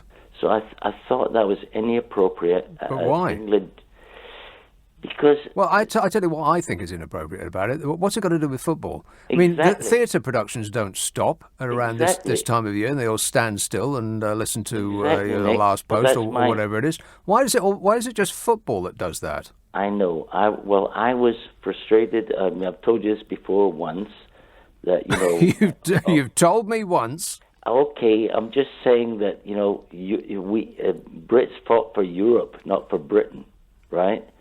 So I was a bit. Well, I'm not sure about that. I think we fought for us. Well, anyway, let's not get into that. But it just always strikes me as a bit weird that football has to maintain minutes, or they increased it by 100%, didn't they? At some point, it went from 1 minute to 2 minutes of respectful silence before a football game would start. Why football? What's that got to do with it? I've got to move on, Phil. 0345 6060 973. You can text 84850. Email nick@lbc.co.uk. And if you're on Twitter, it's @LBC. Let me just briefly remind you about my Super Soaraway podcast. It is the best of this show, chosen by me with my sticky little fingers. They're all over it. It comes out on Monday. It's a half an hour of my favourite calls from this show. It's called the Nick Abbot Habit. You can get it on our app, which is Global Player. If you download Global Player from your favourite app store, then you'll find that in amongst all the podcasts there's two of mine. If you do a search on my name, there's the whole show with the ads taken out, and also the best of, the half-hour best of comes out on Monday. It's called the Nick Abbott Habit. If you don't do apps, then point your computer at an internet near you and ask for it by name. The Nick Abbott Habit. Nick Abbott on LBC. Hi, honey. How are you? I'm super. Thanks for asking. Jim says the problem with comparing the Beatles and the Floyd is that Floyd came slightly after the Beatles, using a lot of the techniques pioneered by George Martin and the Beatles. Well, yes, but if you're only talking about production, but we're not. I mean, we just briefly mentioned that all of those best albums ever made lists, they always, always, always have Sgt. Pepper as the #1 best album ever made, and it just isn't. Dark Side of the Moon is, by any measure, the best album ever made. That's just a fact. Lewisham, hello, Jane. Hi, Nick. Jane. Donny, all he wants is America how it was in, like, the beginning of Elvis Presley and those lovely, lovely Cadillacs. What, white, America you mean? It was a wonderful place. It was white. And it... Sorry? It was white. Is that what you mean? He just wants to make America white again. No, I said he wants to make America how it once was. It was well, what kind of a thing is that to want? It's a ridiculous thing. You want to go back in time? Not even Cher can turn back time. He can't. That's just it. He can't. But America and our globe can be, with this modern technology, can be absolutely marvellous. Huh? What modern technology? Technology, well, that's what makes everything better, isn't it? Mind you, the electric might run out on my phone. Technology makes everything better. No, it doesn't. It does. Anyway, what's gone wrong with England, America and our globe, and what's brought about Brexit is too many people have had too many children instead of two. So what we need to do now is promote the one-child policy. Yeah, very bad idea. Around the globe. Very bad idea. No. It is. What do you want then? Just keep adding to the population. Well, unfortunately, Jane, we've got no nuclear. Is that what you want? A nuclear war? Yes, actually, it is. I'm yearning for a nuclear war, Jane. Because that seems the No. most sensible policy to pursue. Yeah, well, you might blow the planet up. So Thought about that. So the then option. you'll have nowhere to put your feet on. I know you. And whatever. nor will these billionaires have anywhere to put their feet on. Where will you put your they stuff? need to really, really think what they are doing. One-child policy is a disastrous policy. China's already showed that. It is, Absolutely. No, they never stuck to it. That's what's gone wrong. No, what went wrong was that there's now way too many men and not enough women. Yeah, well, they didn't appreciate the woman, did they? Well, no, but now they do. Well, now they do. I'm not sure and that's they true. never stuck to it. If they'd have stuck to their one-child policy, Then it would have been a catastrophe. No, they would have 500 million. Instead, they've got 1,400,000,000. Unfortunately, Jane, it's like a pyramid. It's like an catastrophe. Inverted pyramid. If you have fewer babies being born, then that generation won't be large enough to support the bigger generation that came before. But they all support themselves. Who do?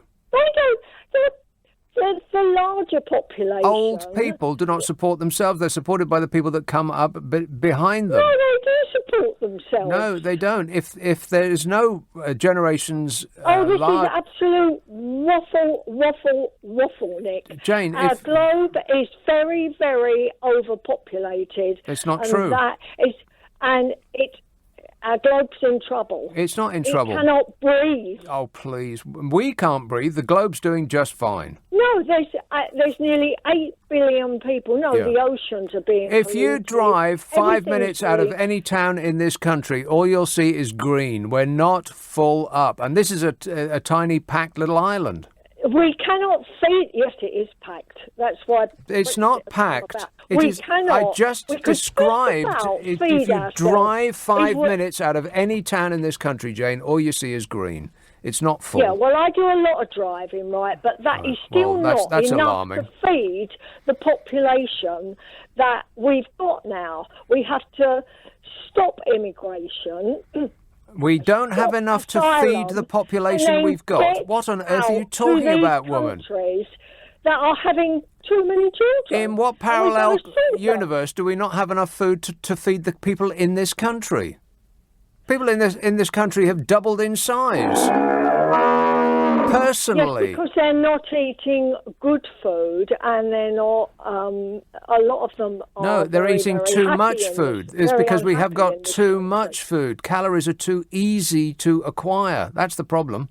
It's all the wrong food, isn't it? No, it isn't And all the wrong food. Women are working as too soon after having babies. God, that they there's no can't end of feed rules at your themselves. place. So you can't have any more than one baby. You have to wait a specific time good after you've had food. birth.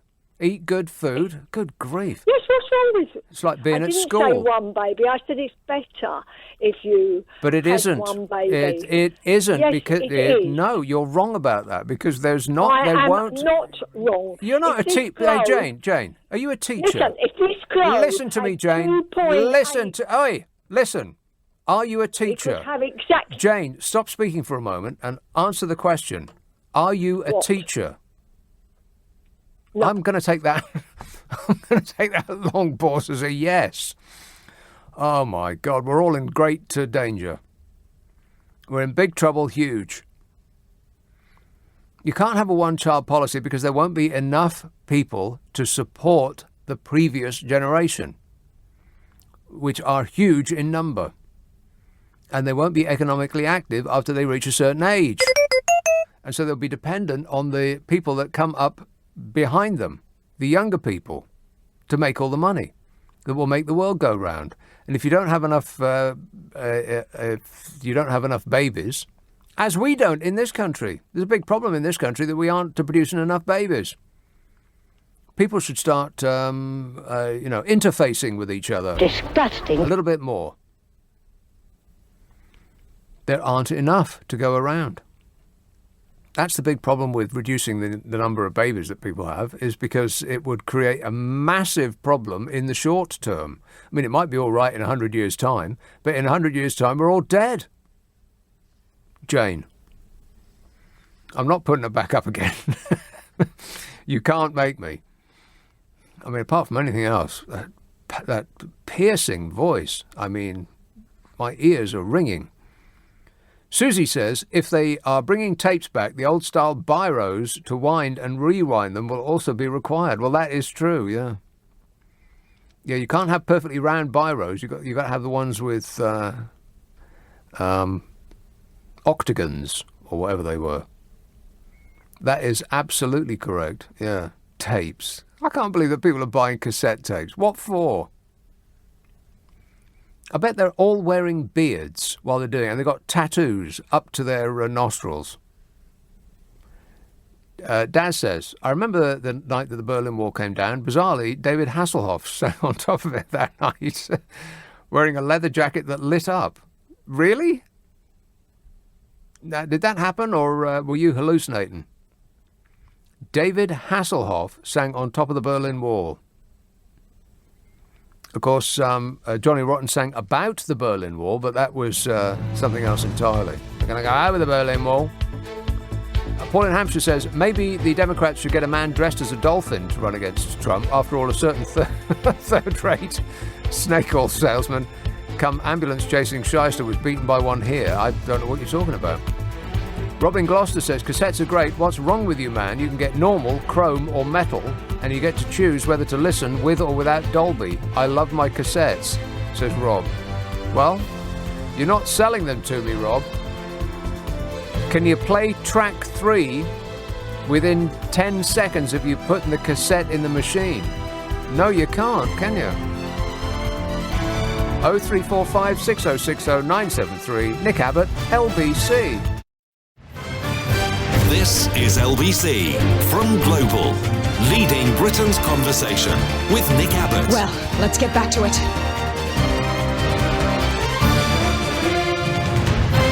Who do you think you're talking to? Oh, I think I played that one already. You can only play him once per show.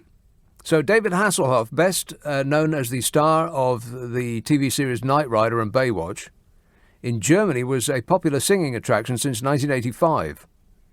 Which tells you all about, enough about German popular music as you need to know. His album Night Rocker became a sensation. Really. In June 1989, Hasselhoff released Looking for Freedom, an album with a title track that seemed to speak directly to the citizens in European countries seeking democracy. That track had been played since 1988 in anticipation of the album's release. In November the 9th, 1989, the Berlin Wall fell. Was it a coincidence, or did Hasselhoff help incite a revolution? Let's assume that it was a coincidence. So there he is, singing in his light-up leather jacket. I am stunned. That man gets everywhere. He had a talking car. Yeah, well, pretty soon you're going to have a talking car. And it's going to tell you that you're doing everything wrong. Signs are going to be removed from the side of roads within 8 years under a government-backed plan to beam speed limits and traffic information directly onto screens in cars. They're going to take the signs away from the side of the road, and they're going to beam the information that's been lost from the streets into your car. More stuff on screens for us to gawp at while we're driving. What could possibly go wrong? A trial of superfast 5G Wi-Fi. Isn't 5G the Wi-Fi that fries your brain? I'm sure that there's some negative physical effect that some scientists are freaking out about. I think they're freaking out about it in Europe. Haven't countries banned 5G? But apparently it's considered perfectly safe in this country. Don't worry, the government says there's nothing to be concerned about. A trial of superfast 5G Wi-Fi is going to be introduced next year to enable roads to communicate directly with you in your car, making road signs redundant. They're going to be called naked highways, and the government says they could come in from 2027. So we should, if the government says they're going to be all ready to go by 2027, then we could expect them somewhere around 2050, there or thereabouts. 30 years late and 500% over budget. Road signs will be decommissioned and information will be displayed on digital units within cars, which concerns me because my car doesn't have no digital screen. Digital screens hadn't even been invented when my car was made. When my car was made, people were watching TV on an instrument the size of a cow.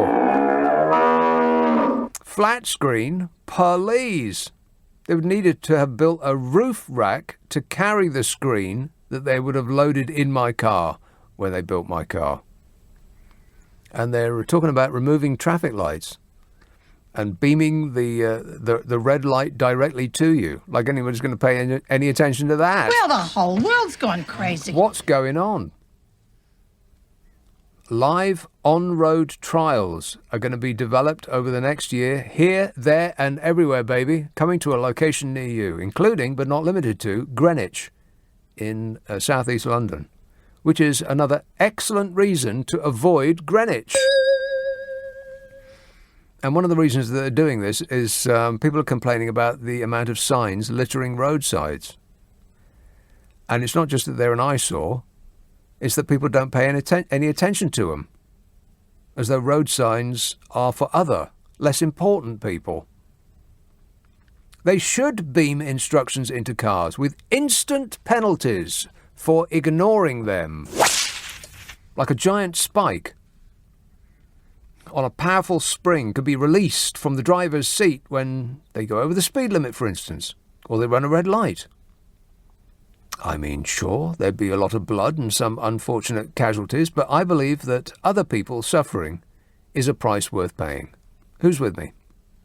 Show of hands. The number of road signs has apparently doubled in 20 years to 4.6 million. Well, I bet the number of cars has doubled. I don't know that that's true, but if you say it out loud, it becomes a fact. Did you know that the number of cars has doubled on our roads in the last 20 years? Motoring groups are estimating that as many as a third of road signs are of little use. Yeah, like the ones that say 20 or 30, for instance.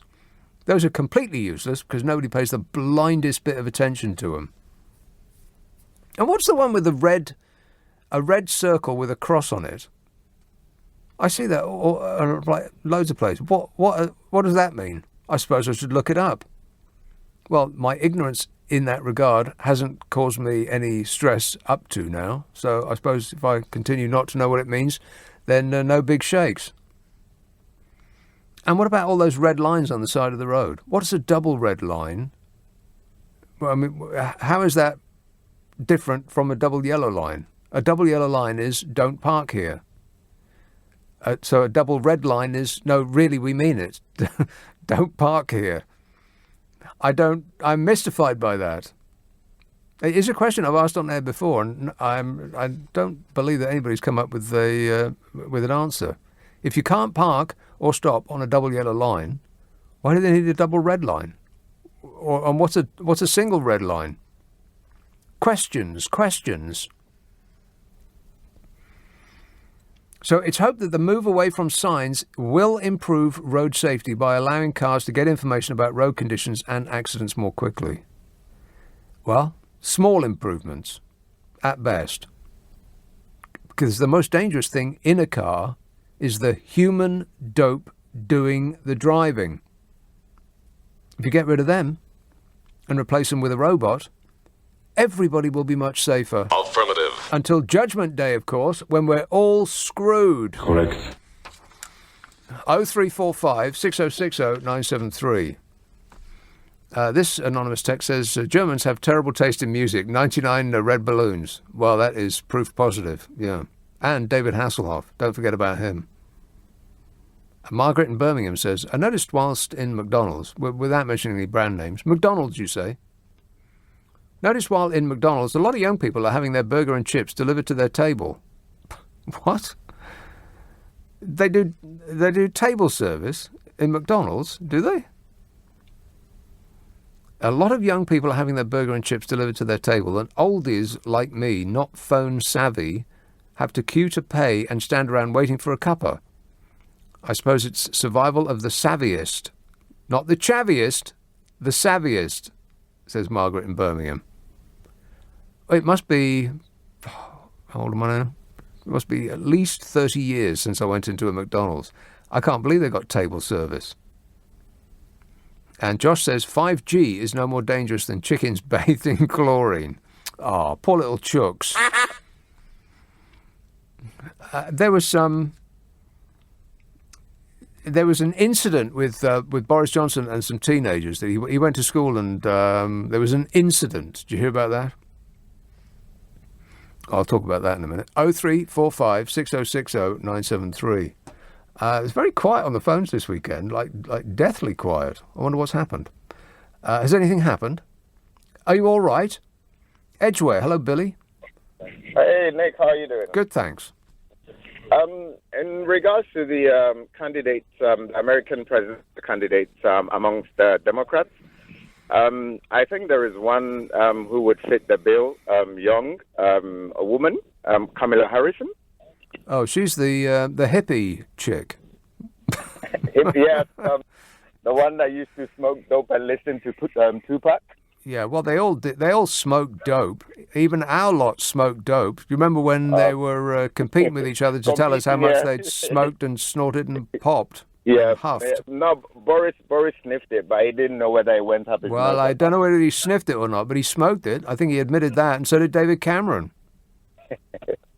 They all did. Yes, I think it was to see who's done most of the sniffing. It was a bizarre moment because, of course, this is the party. Well, all of the parties are more or less the same on this, apart from I think the Lib Dems. I don't know what the Greeners are about on this issue, but they're all saying, "Oh, well, you can't take drugs because it's very, very bad for you, and you'll end up as a shaking addict in an alleyway." And oh, by the way, I took a lot of drugs myself. Well, look how they're doing. They're doing fantastically well. Is that a message to send to the kids? No, I don't think so. Where have you gone? Sorry. Oh, there you are. No, I'm here. Kamala Harris, well, she's not going to win. She's away with the fairies. I think she's really good. She's intelligent. I would put her. Well, my favorite candidate was Elizabeth Warren, but I would put Kamala Harris above Elizabeth Warren. I think there's some truth to the idea that it's going to take an old white man to beat this old white man.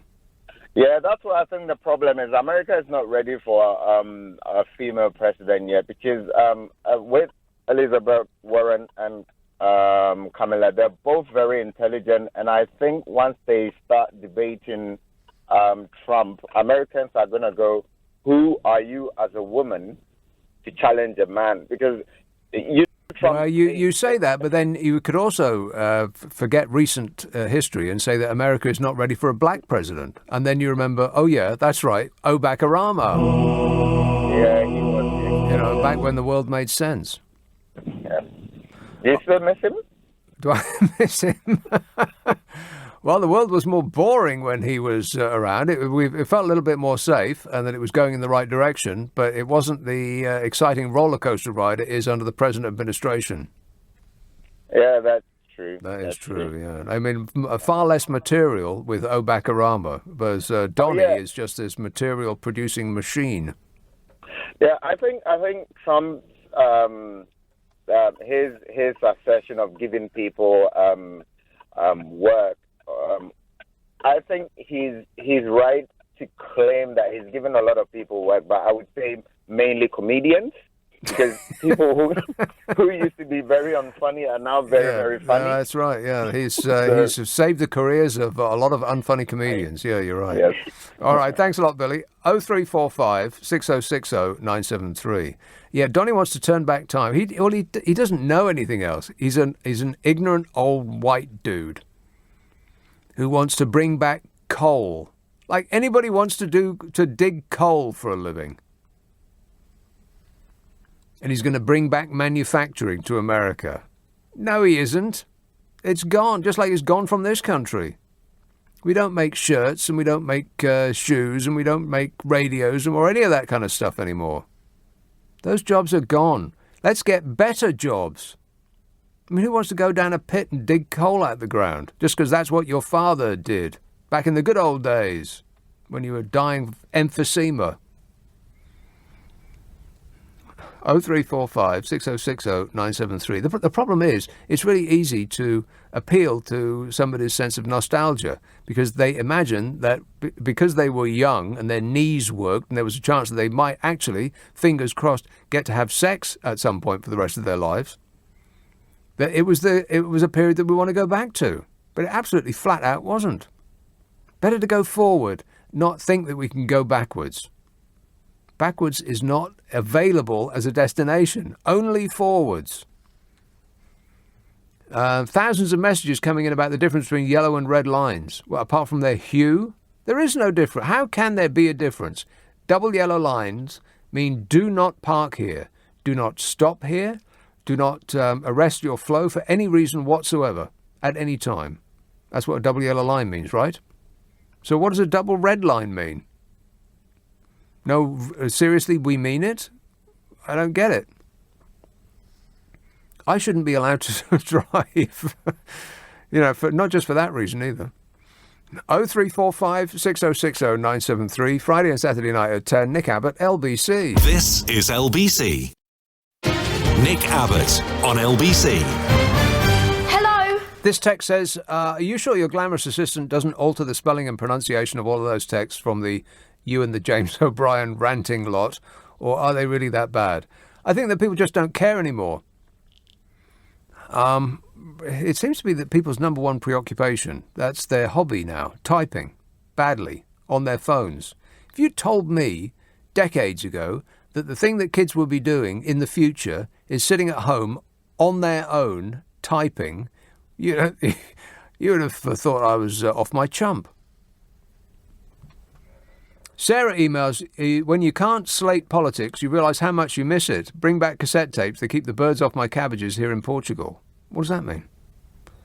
Bring back cassette tapes. They keep the birds off my cabbages here in Portugal. Cassette tape. Why would cassette tapes keep the birds off your cabbages? People put CDs in trees. I'm sure that doesn't work either.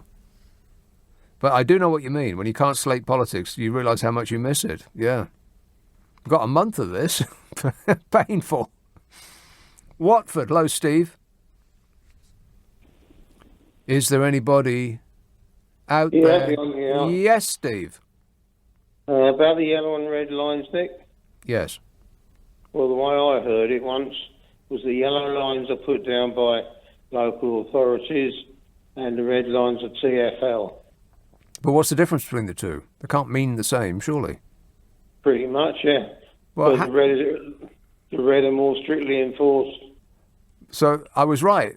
The difference between yellow and red is that if it's red, they really, really mean it. Don't park here. We're serious. Yeah, get the machine gun out. Yeah. Huh. Well, that doesn't make any sense. If they mean the same, then why are they a different colour? Different people do the paint come out of a different pot. Right. Okay. So there's just there's a hue that they prefer. Looks like it. Yeah. Yeah. Okay. Thanks for the update, Steve. 0345 6060 973. Bromley in Kent. Wait a minute. Nope. There it is. Luke. Yes, hi. Luke. Bromley, how you doing? Good, thanks. Great. You asked the question, what's the difference between yellow lines and red lines? Yeah. Well, the colour is different, but... that is true, yeah. Yeah. In terms of restrictions, of course, yellow lines, double yellow lines apply to the verge, apply to the pavement and the road. You can't stop there, but you can drop people off and you can unload. Whereas red lines, you cannot stop. You cannot unload. You can't do anything, really. Right, so you can't do anything with a red line, but you can stop on a double yellow line. Is that true? You can unload unless there are specific unloading restrictions on the side of the road which say you can't. And the only way that you would find out is if you stopped to read them, thereby breaking the law. It's a trap. But you might have a shop or something, and you know the restrictions, you know what your driver can do. But I mean, I've got a blue badge myself, and I can actually park on double yellows myself, so that's quite good. Right, you can do anything you want. I can't park on reds though. Oh, they don't even let you do it. Right, okay. No reds, only yellows. So what's a single red line? Single red? Oh, man, you got me there. Hang on a second. Think about this. A single red? Yeah. Well, if it's like a single yellow, that's time restrictions. So, single yellow only applies at certain times of the day, but double yellow is all time. Because if it's a red line, it just looks more alarming. I mean, maybe it's just that yellow is a more comforting colour. Red does spell warning. Warning, warning. And so I just am alarmed with red lines, less so with yellow. When I learned to drive, the driving instructor said, listen, the general rule is the more paint on the road, the more you have to watch it. Yeah. Okay, the more of a warning. Right. The more paint is on the road. Let me just give you one other little tip for people who get parking tickets. Now, did you know that a line on the road is only applicable if it has a cap on the end? Well, you mean a line going at 90 degrees? Exactly. And if it doesn't have that, it's not illegal. I learned that through someone who worked for the council. And he said basically, you know, your line has a cap. Yeah. Describe it. Yeah. And then the same way the double yellows, they link them together. Right. If it does not have that, it's not a legal line, and you can get off a parking ticket. Well, that just sounds like a loophole. Well, it is. That sounds like exploiting somebody's mistake. Well, right. Well, that's excellent advice. It is good advice, and it's worked. I've done it myself. All right. Keep your eyes peeled, people. Take a photo, walk to the end of the line, and if it doesn't have a cap, take a photo of it. Yeah. And you can prove to them that that's not a legal line. Do you have to include yourself, like your face, like you're taking a selfie in the picture? Well, perhaps include your car in the distance, maybe. Yeah. All right. Good work. Thanks a lot, Luke. There you are, you see. Every now and again, this show's like an education, ain't it? No. Not really. Have we learned anything yet? Let's have Heathrow. Theo. Hello. Yes, Theo. I think the last caller had it bang on, actually. But right.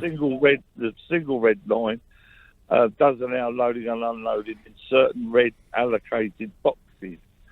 A double red line means that you can't park under any circumstances. Ever. Can't stop, can't park, never, ever, ever.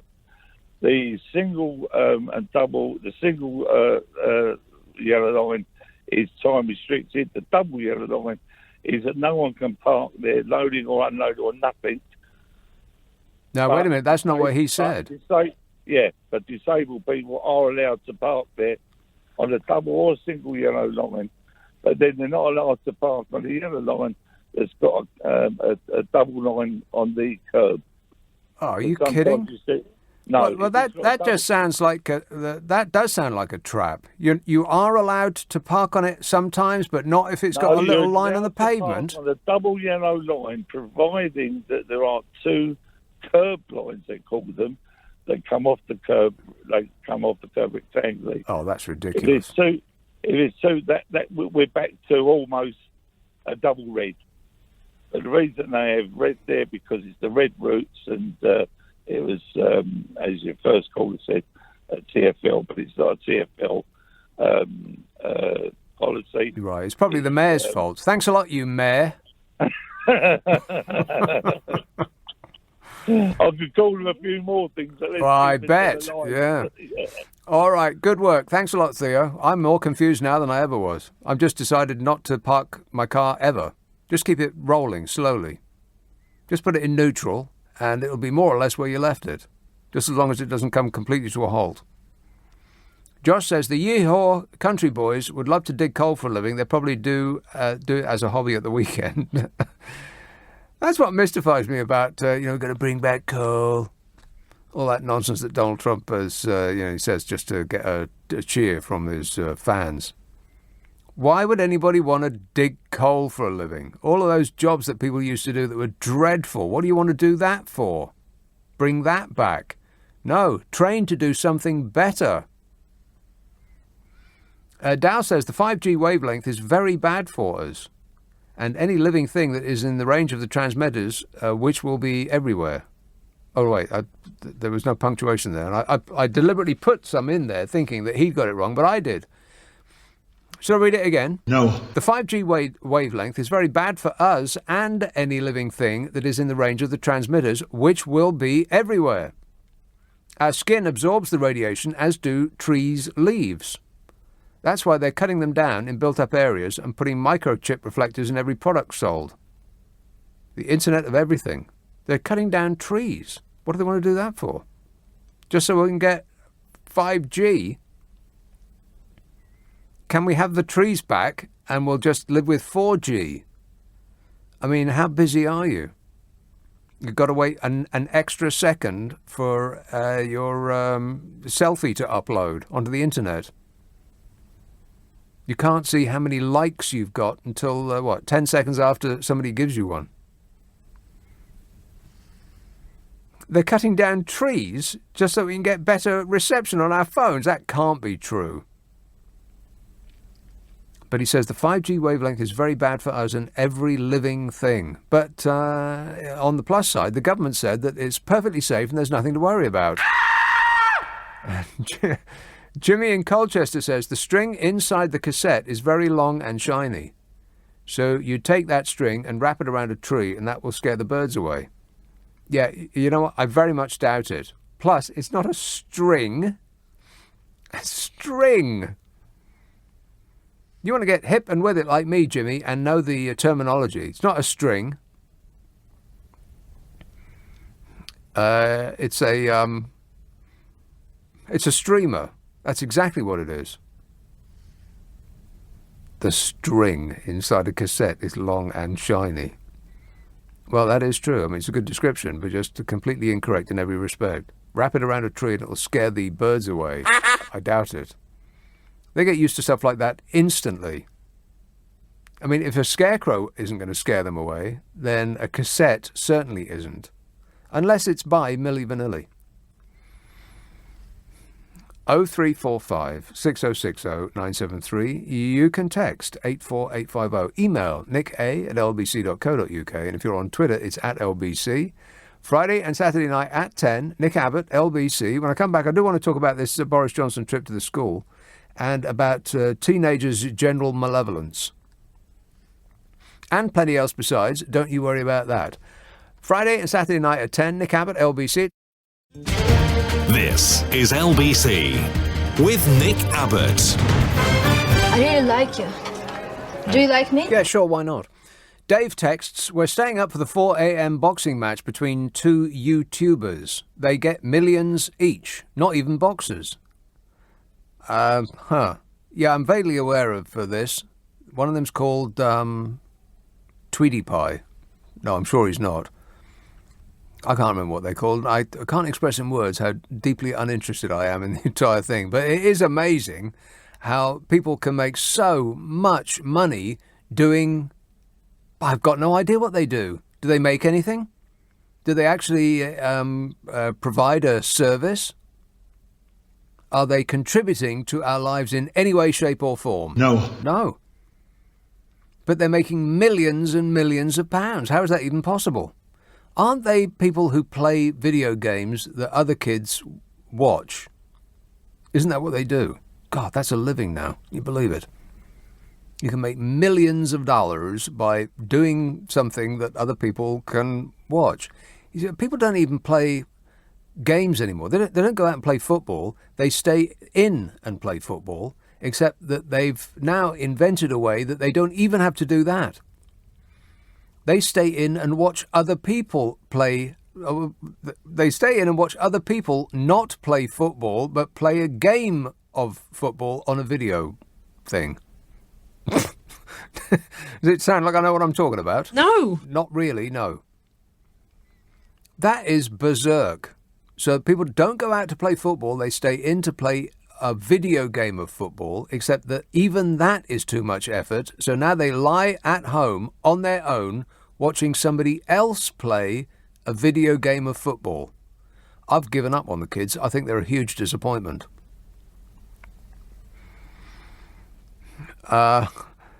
KSI plays FIFA on the internet. He's very funny. I very much doubt that. Anyway, I hope they both knock each other out. Knock some sense into each other. Get a proper job. 0345 6060 973. Talking of the kids, Boris Johnson was accused of avoiding teenagers on Friday after hundreds of youngsters were reportedly locked in their classrooms and a common room during a visit to his school. Accused of avoiding teenagers. Well, that's just general good advice. Avoid teenagers. I was walking to work through London's fashionable Leicester Square, and I could see a gang of teenagers advancing towards me through a crowd. They were parting a crowd like a snowplough. And they had that walk, that sort of leery walk, like they were about to launch into an attack. You know, they bounce up and down on their toes as they walk, like they just couldn't barely contain themselves from expressing violence. They had that air about them. And they were so wide, not personally, but I mean, they were so numerous that people were scattering in front of them. And I did find myself sort of caught. I couldn't go one way and I couldn't go the other way, so I had to part the crowd through the middle. And somebody else got caught in that position with me as well. And the panicked look on his face, I mean, mine must have been a picture too. A picture by Edvard Munch. I thought, oh my God, I'm going to get stabbed. Because they'd started shouting at each other towards somebody else. I don't care, you know, like that. I thought, oh God, someone's going to die. But I managed to make it through. Talk about brave. Anyway, Boris Johnson was accused of not being brave by avoiding just that very demographic. 17 and 18-year-olds. The year 12 and 13 pupils were kept away from the Prime Minister as he and his entourage bravely spent 40 minutes at George Spencer Academy in Stapleford. The story is, as the Tory leader met teachers and specifically selected younger pupils, the older teens, who may have been keen to discuss issues more important than finger painting, said that they were ordered not to leave the rooms where they were held for the duration of the visit. It's a pretty cowardly thing to do, if you ask me, said one. You're at our school, Boris. Come and see what we think of you. I mean, I would imagine they probably think that Boris Johnson's a pretty cool guy. You know, hip and with it, like me. Lessons were held up because the youngsters weren't allowed to move around the site. Some students who should have had free periods reported not being allowed to leave the building or go home. They weren't allowed to go home. Oh, but sir... Everyone was pretty disgusted, said Robbie, a history, sociology and economics student. The ironic thing is that most people aren't even bothered about him, he said. I think the majority of sixth formers would probably not even have gone to see him if they'd had the chance. You hear that? The kids ain't bothered. Too busy planning their next selfie, I bet. Posing in the mirror to get their pout right. That is comical. I mean, if you ever see a gang of youths and somebody whips their phone out for a selfie, it is just laugh out loud funny. It's priceless what they do. They don't know they're doing it, but they move into poses like supermodels when anybody gets their phone out. I mean, there's no way that they just pose like that unless they've spent 86 hours practicing every angle in their bedrooms to make sure that they get the right one. In every single picture. They look the blooming same. Look at Posh Spice, whatever her name is. Victoria. She looks exactly the same in every single picture that you've ever seen of her. That's because, I would imagine, that she's practiced over and over and over again, taken her picture from every conceivable angle to make sure that she's got the right one and the only angle that she thinks she looks good at. What's alarming is that kids these days are doing this exact same blooming thing. Anyway, Boris didn't have to suffer any of this because they all got locked in, locked in for their own protection while Boris was about. He engaged in one of these photo ops that all politicians, you know, you kiss a baby and pull a pint and pull on one of those hair nets. If you're in a food factory, all of that stuff, they're all doing it. It's excruciating. We've got a month of this to go. And so he was doing, making a clay figure in school. Why? For what purpose was he doing that, other than to have his picture taken, you know, communing with the kids? His task was to make a clay figure in the manner of Anthony Gormley. Because that's apparently what we're reduced to now. Politicians engaging in childish photo opportunity stunts to demonstrate their suitability to run a nation. What a way to run a country, eh? Dreadful. So Johnson told these specially selected pupils, he's an interesting chap, Anthony Gormley. His sculptures are modelled on himself, and then he persuades people to pay colossal sums for his own image around the world. It's amazing success that he's had. And you know what? He is completely correct in every respect. It is amazing. Anthony Gormley seems to have had one idea. One. A cast of my own body over and over and over again. And he's made millions. Even the purple vacuum cleaner man had more than one idea. There was a comment on this story on the... what was it? The Independent website. It says, look on the bright side. If you're going to be locked in a room anyway, wouldn't you prefer Johnson to be on the outside? Well, that's just flat out offensive. Let's have a call in Paddington. Miguel. Hello, Nick. Miguel. It was regarding your previous, what you were talking about before, the yellow and red lines. There's a very simple answer for that, actually. Oh. Yellow line, or a red line, is basically administered by TfL or the Metropolitan Police. So if you get fined on a red line, the fine will come from them. Yes. And if you get fined on the yellow line, either single or double, it will be administered by the council where the line is in. So is there a difference in the law between one and the other? No, the law is the same for both of them, depending on the restrictions apply. Obviously, a double red line, you never stop. That's because it's basically part of the TfL priority network. Anything that's red will be defined as a TfL priority network, and TfL and the police and the Metropolitan Police are the ones who administer and give out the fines. And anything yellow is administered by the council itself that the line is on. Right. Is there a difference between the level of fine? Well, let's talk about the money, honey. Let's just say that basically, if you get fined on a red line, it's much difficult to get away with it than a yellow line. A Metropolitan Police fine carries a lot more weight than simply a fine from your local council. Right. And quite difficult to get away with. Okay. All That's right. basically it. Good to know. Thanks a lot, Miguel. You sound like an expert in this regard. Little by little. Right. Okay. No.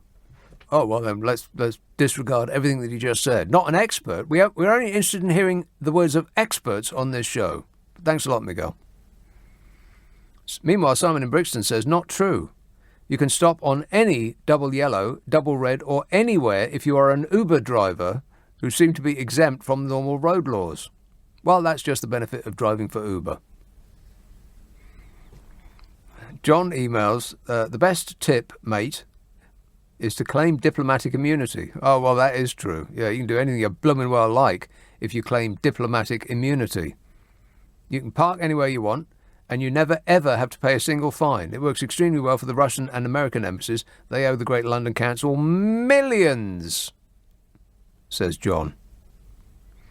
Well, I think way back when Ken Livingstone was the mayor of London, I think they owed us millions then, didn't they?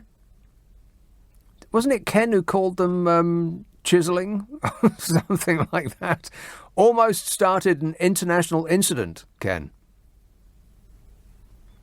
And they still haven't paid their blooming fines. And neither have all those people with the spaceships that they park around Harrods. You know, these preposterous sports cars. Bought by kids, essentially. They're all kids driving them. I imagine that they were given their money by their daddies. And they come over here and flaunt it in our faces. In our beautiful faces. And they can park anywhere they blooming well like, because if you try to write their number plate down, well, the best of luck. It's just a squiggle. To us, anyway. This says, I used to administrate parking tickets, and thousands are owed by certain oil princes. There you are, you see? Completely correct in every respect.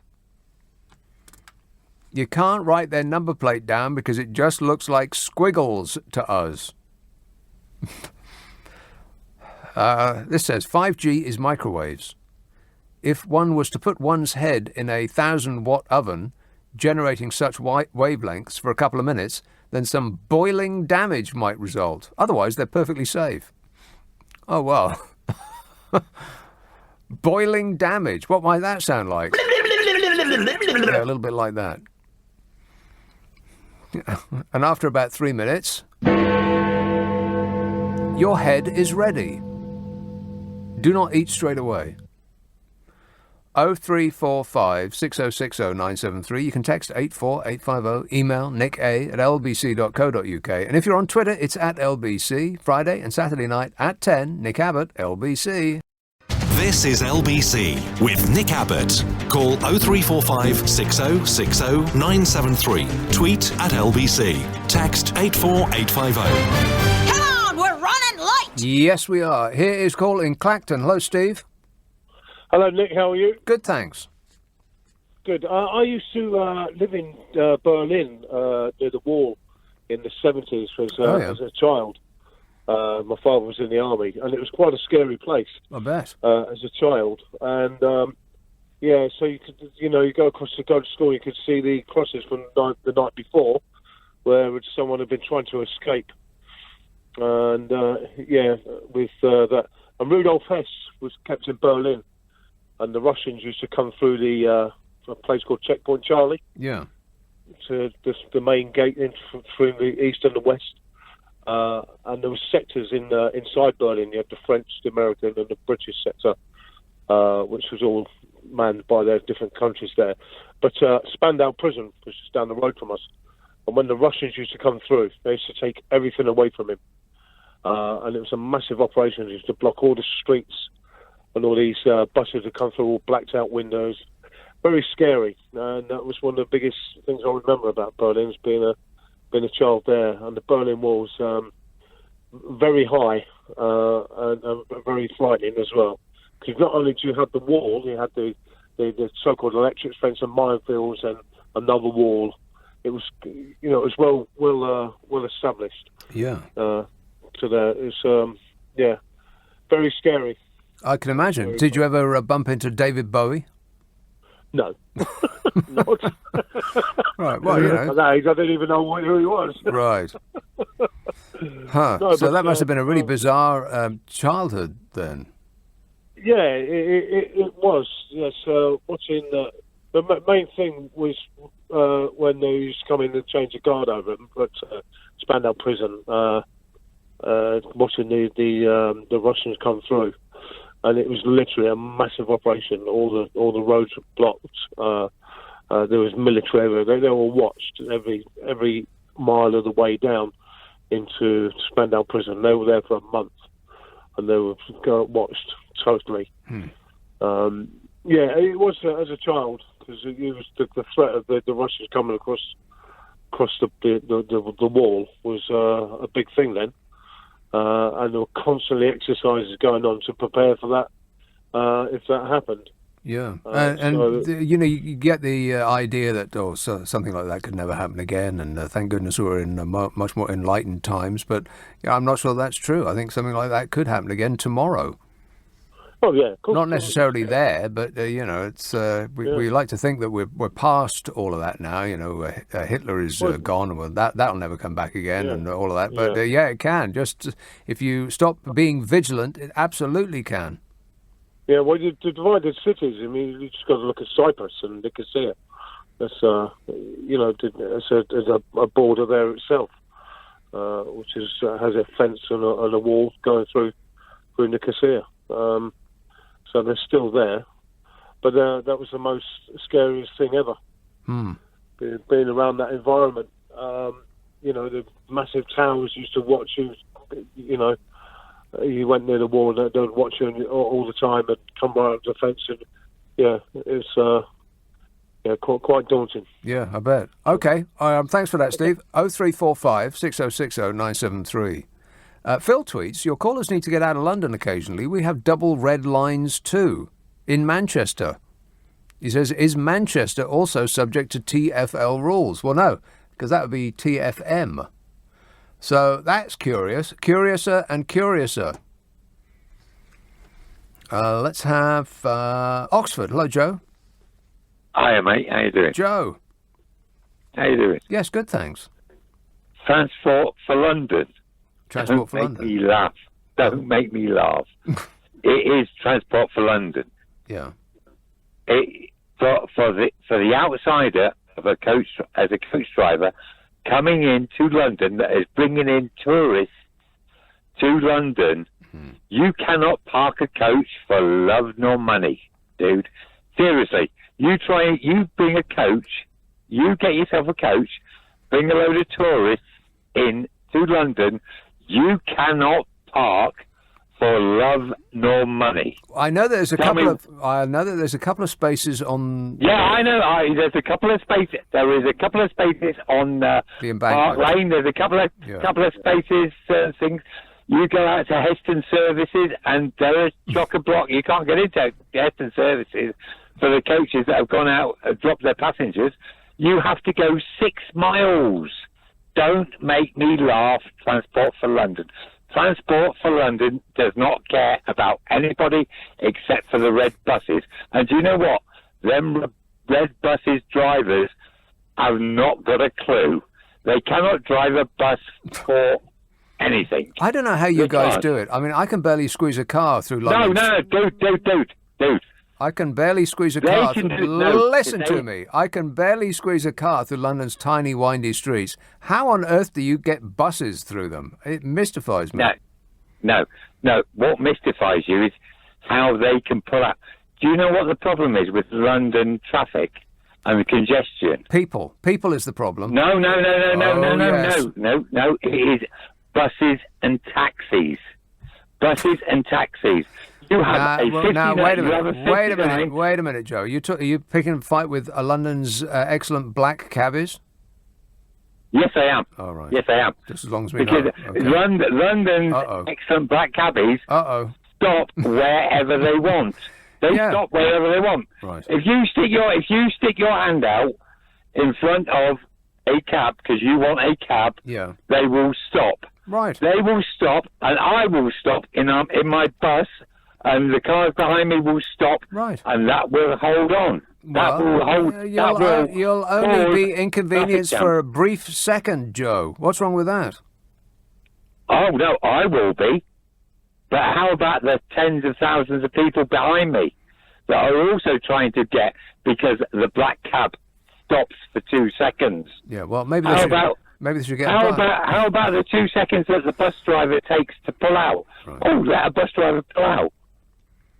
There is far too many. But what about the outsiders? That was my call. The outsiders? The outsiders. Who are they? Yes. Who are they? Which outsiders? Oh, you.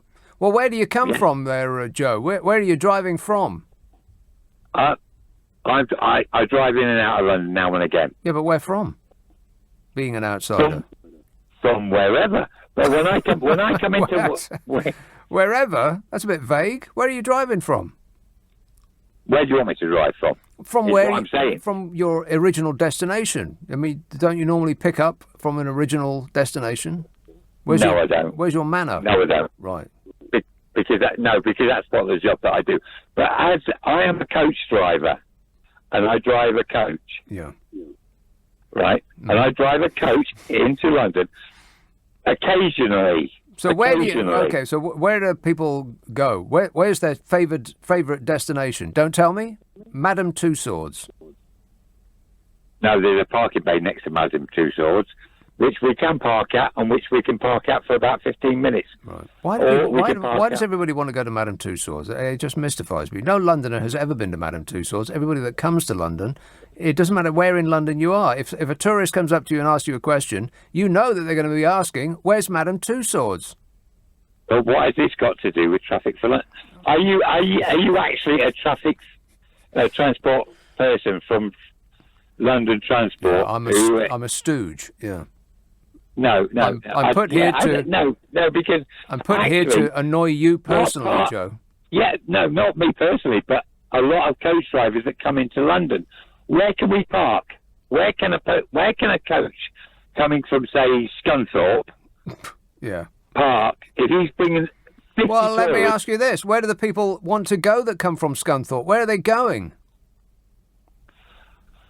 the House of Commons. Right, well, park there then. No problem. Where? Right outside.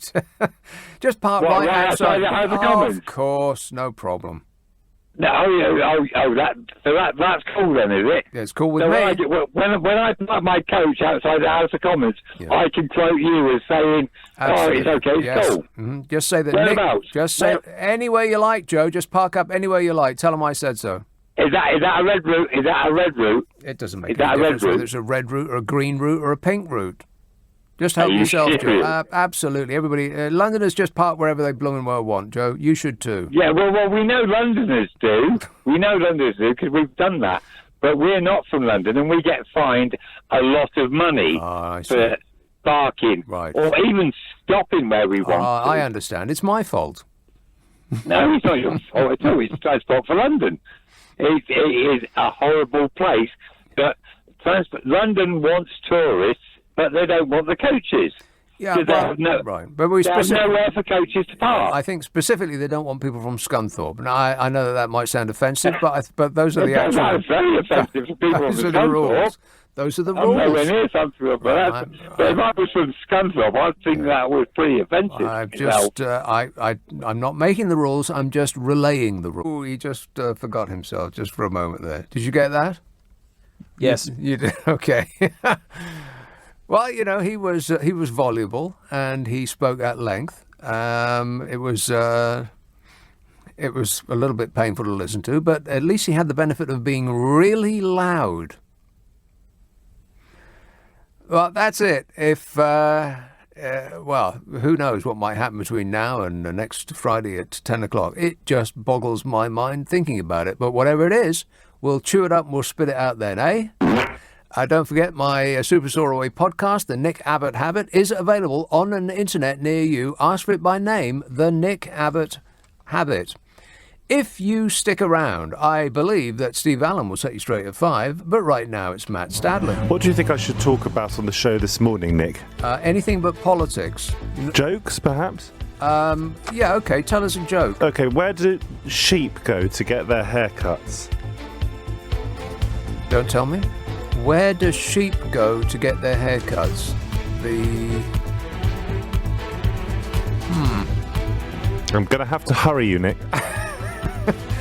Where do sheep go to get their haircuts? They go, Nick, to the barbers. The barbers. Oh my God, it's a presenter with material. Hey, how about this? Why did the banana go to the hospital? I don't know. Because he wasn't peeling very well. Oh my God, it gets worse.